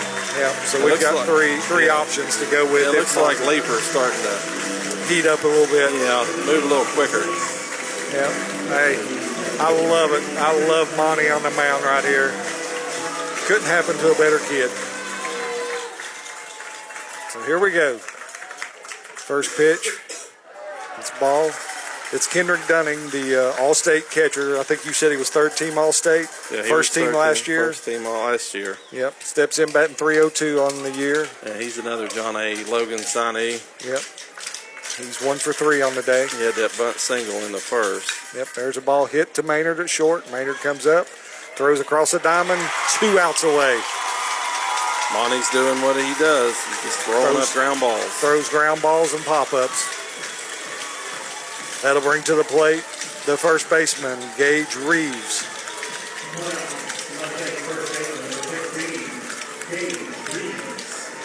I've got Reeves 0 for 1 on the day. I think he's had another at bat, but my scorekeeping skills have lost me here. There's a pitch swung on. Monty's covering. Nice play. 1 out away. Monty, those PFPs come in handy right there. Yeah, he done a good job. He got off the mound, got over there. Wasn't a hard hit ball, so Connor had to come in and had no chance to get to first base, but Monty there covering. He done a lot better than Big Sugar did for the Reds the other night when he didn't cover. I got to stand up, Coach. This is exciting. Coming to the plate, Will Fox, the pitcher. 0 for 3 on the day. 1 out away. First pitch in there for a call strike. Keep going at him, Monty.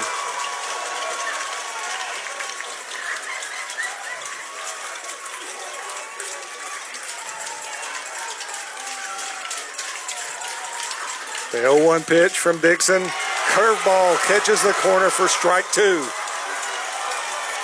1 strike away. Let's see if he can finish this with his first strikeout. I see our boys up there, the shirtless guys. They're in the stands now. Love it. The 0-2 pitch from Dixon. Swung on and hit hard down the left field line. That's trouble. That's off the wall. We'll hold him at a double. Josh Kelly gets it back here. Brody Biggs gets it back into Josh Kelly. We got runner at second, and that'll bring to the plate Lane Grace. Yeah, it looks like they're going to run for Fox. Run for Fox, yep. Watching Fox run to second base, he didn't look like he was running real well. No. Well, he slipped on the mound in the last thing on that last pitch. I kind of wonder if that didn't affect that. Yep, exactly. Which they're in the same situation as Boyd is with Grant. Yes. They can always bring him back in if they were to somehow come back here. Yep. So Lane Gray steps in. He had a triple there in the second inning and scored the first run for Mccracken. Then walked and then flew out the hard hit ball to center field. So the pitch from Dixon, that's low for a ball. Monty just trying to keep the ball down. Keep it down, keep the ball in the park. Just let him pound it in the ground. But you're still 2 batters from even bringing the tying run up. Yes. 1 ball. There's a pitch called for a strike. There you go, Monty.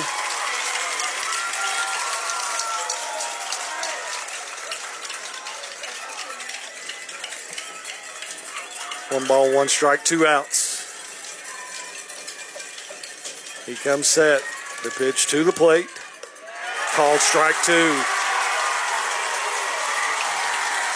2 fastballs on the outer half, and that's the side that the umpire continues to give. Yep. Let's see if Monty can't walk him off with something. Yep, here we go. Monty, Monty's shaking him off now. Monty's feeling it. Yep, here we go. Let's see what Monty's got. That outer half where Caleb's set up. Yep, I think he's coming with a backdoor breaking ball. Strike 3. Your Boyd County Lions are headed to the state championship. Monty got a strikeout. Let's go, guys. Little breaking ball down in the dirt, and the guy goes after it. That's awesome. What a game. Your Boyd County Lions beat Mccracken County Mustangs 6-2 and will advance to the state championship game tomorrow at 3:30 from Kentucky Proud Park. We're going to take a step away and we'll come back and recap it, and I got to get down on the field and celebrate with these guys. We'll be back on the 105.7 Boyd County Total Media Sports Network. Are you looking to save at the pump and grab something to eat? Head on over to Super Quick today. You can save 6 cents per gallon every day when you pay with cash or debit. And don't miss Super Tuesday with 12 cents off every Tuesday. That's right, 12 cents off every Tuesday. Are you hungry? Well, check out The Roost in Raceland, Kentucky for daily specials that'll satisfy the whole crew. And while you're there, indulge in one of our delicious ice cream treats. Fuel your car and feed your day at Super Quick.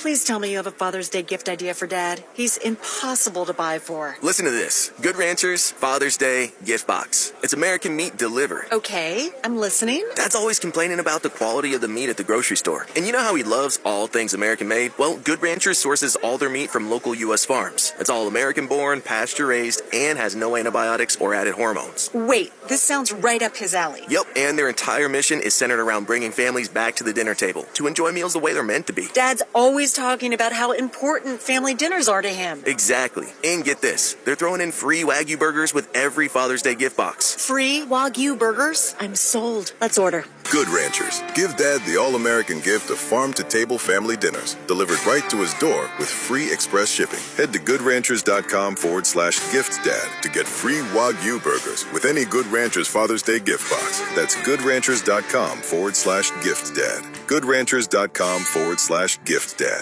Father's Day is fast approaching, and Border Sporting Goods has the gifts Dad really wants. From a wide selection of rods and reels and the hottest new artificial baits, premium bows from Matthews and Hoyt, and 1,500 premium firearms, Borders has something for every outdoorsman. Plus, take advantage of available rebates on Liberty safes and save on trusted protection for your firearms and valuables. Everyone at Border Sporting Goods wishes the Boyd County baseball team the very best of luck in the state tournament. Border Sporting Goods, 5876 U.S. Route 60 in Ashland, where the Tri-State gets ready for the outdoors. You're listening to Boyd County Lions Baseball on WLGC 105.7 Hank FM. Welcome back to Kentucky Proud Park, where your Boyd County Lions have advanced to the state championship game 25 years ago. I'm choked up. 25 years ago, we won the state championship here, and now we're going back for a chance to do that again. Proud of those guys. Be the first time since. First time since. Kind of ironic that the team walked on the field in the fourth, and this team walks off the field heading to the game that they've worked for their whole lives. Yes. So to recap, Boyd County 6 runs, 9 hits.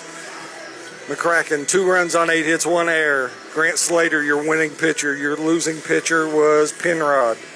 Josh Penrod for Mccracken. Mccracken, a really, really good team. We were just fortunate to jump on them there early and get some runs, and Grant just persevered today and then showed why he's going to Alabama with that performance. We made our breaks. I mean, we got our bunts down. We put the ball in play and made them make mistakes to the point that we was able to push 6 runs across in the second and was able to hold it from there. I mean, Grant, I know Grant's really good, and he fought through today for those 5 innings, and he just keeps fighting when he's out there. He is, and just showed you why he's an Alabama commit, a first-team All-Stater. Talked about at this point that he's probably not where he should be with all the injuries, but it's still enough to pull this game through. Yep. So once again, your Boyd County Lions will play tomorrow, 3:30. If you're in Cannonsburg, you need to get here tomorrow. Whatever it takes, call your buddies, call your friends, get a ride here. If you need a ticket, well, I shouldn't say that. I would say I'd buy you one, but I'll have 100 texts if I do that. But get down here for $15. You can't beat it. Watch your Boyd County Lions have a chance to win their second state championship. Like we talked about, I mean, these times or these games don't come along very often. No, and you savor them when you get them. And with somebody who's participated in them and been able to win that game, it's special. It could be a long time before you're back. There's no guarantees. You know as well as I how hard it is to get to this point. Yes. And now you've made it, and now let's get everybody out here tomorrow afternoon. Yep, Cannonsburg needs to be a ghost town tomorrow. So whatever you do, drop whatever you're doing, get down here tomorrow, 3:30, root these guys home, and let's try to bring home a state championship. From Pete Fraley, Brandon Ramsey, Ian Wilburn, this is 105.7 signing off. Go Lions.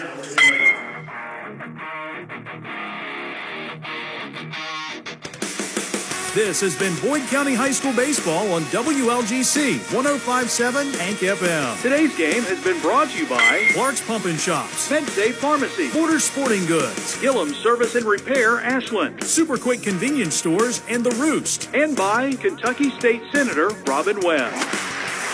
We are proud to be your hometown station for the Boyd County Lions. WLGC 105.7 Hank FM.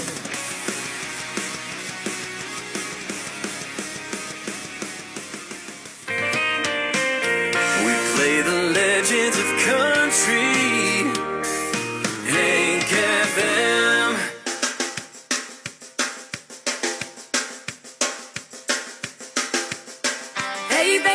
go to Vegas. Kiss a single life goodbye. Hey, baby, let's go to Vegas. Bet on love and let it ride.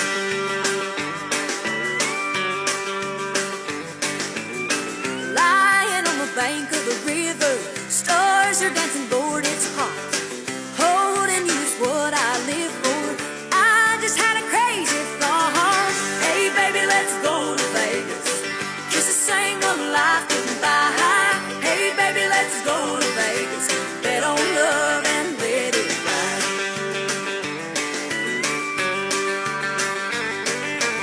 We'll find a little wedding chapel, a pair of rings and a preacher too. Underneath the neon steeple, we'll take a game.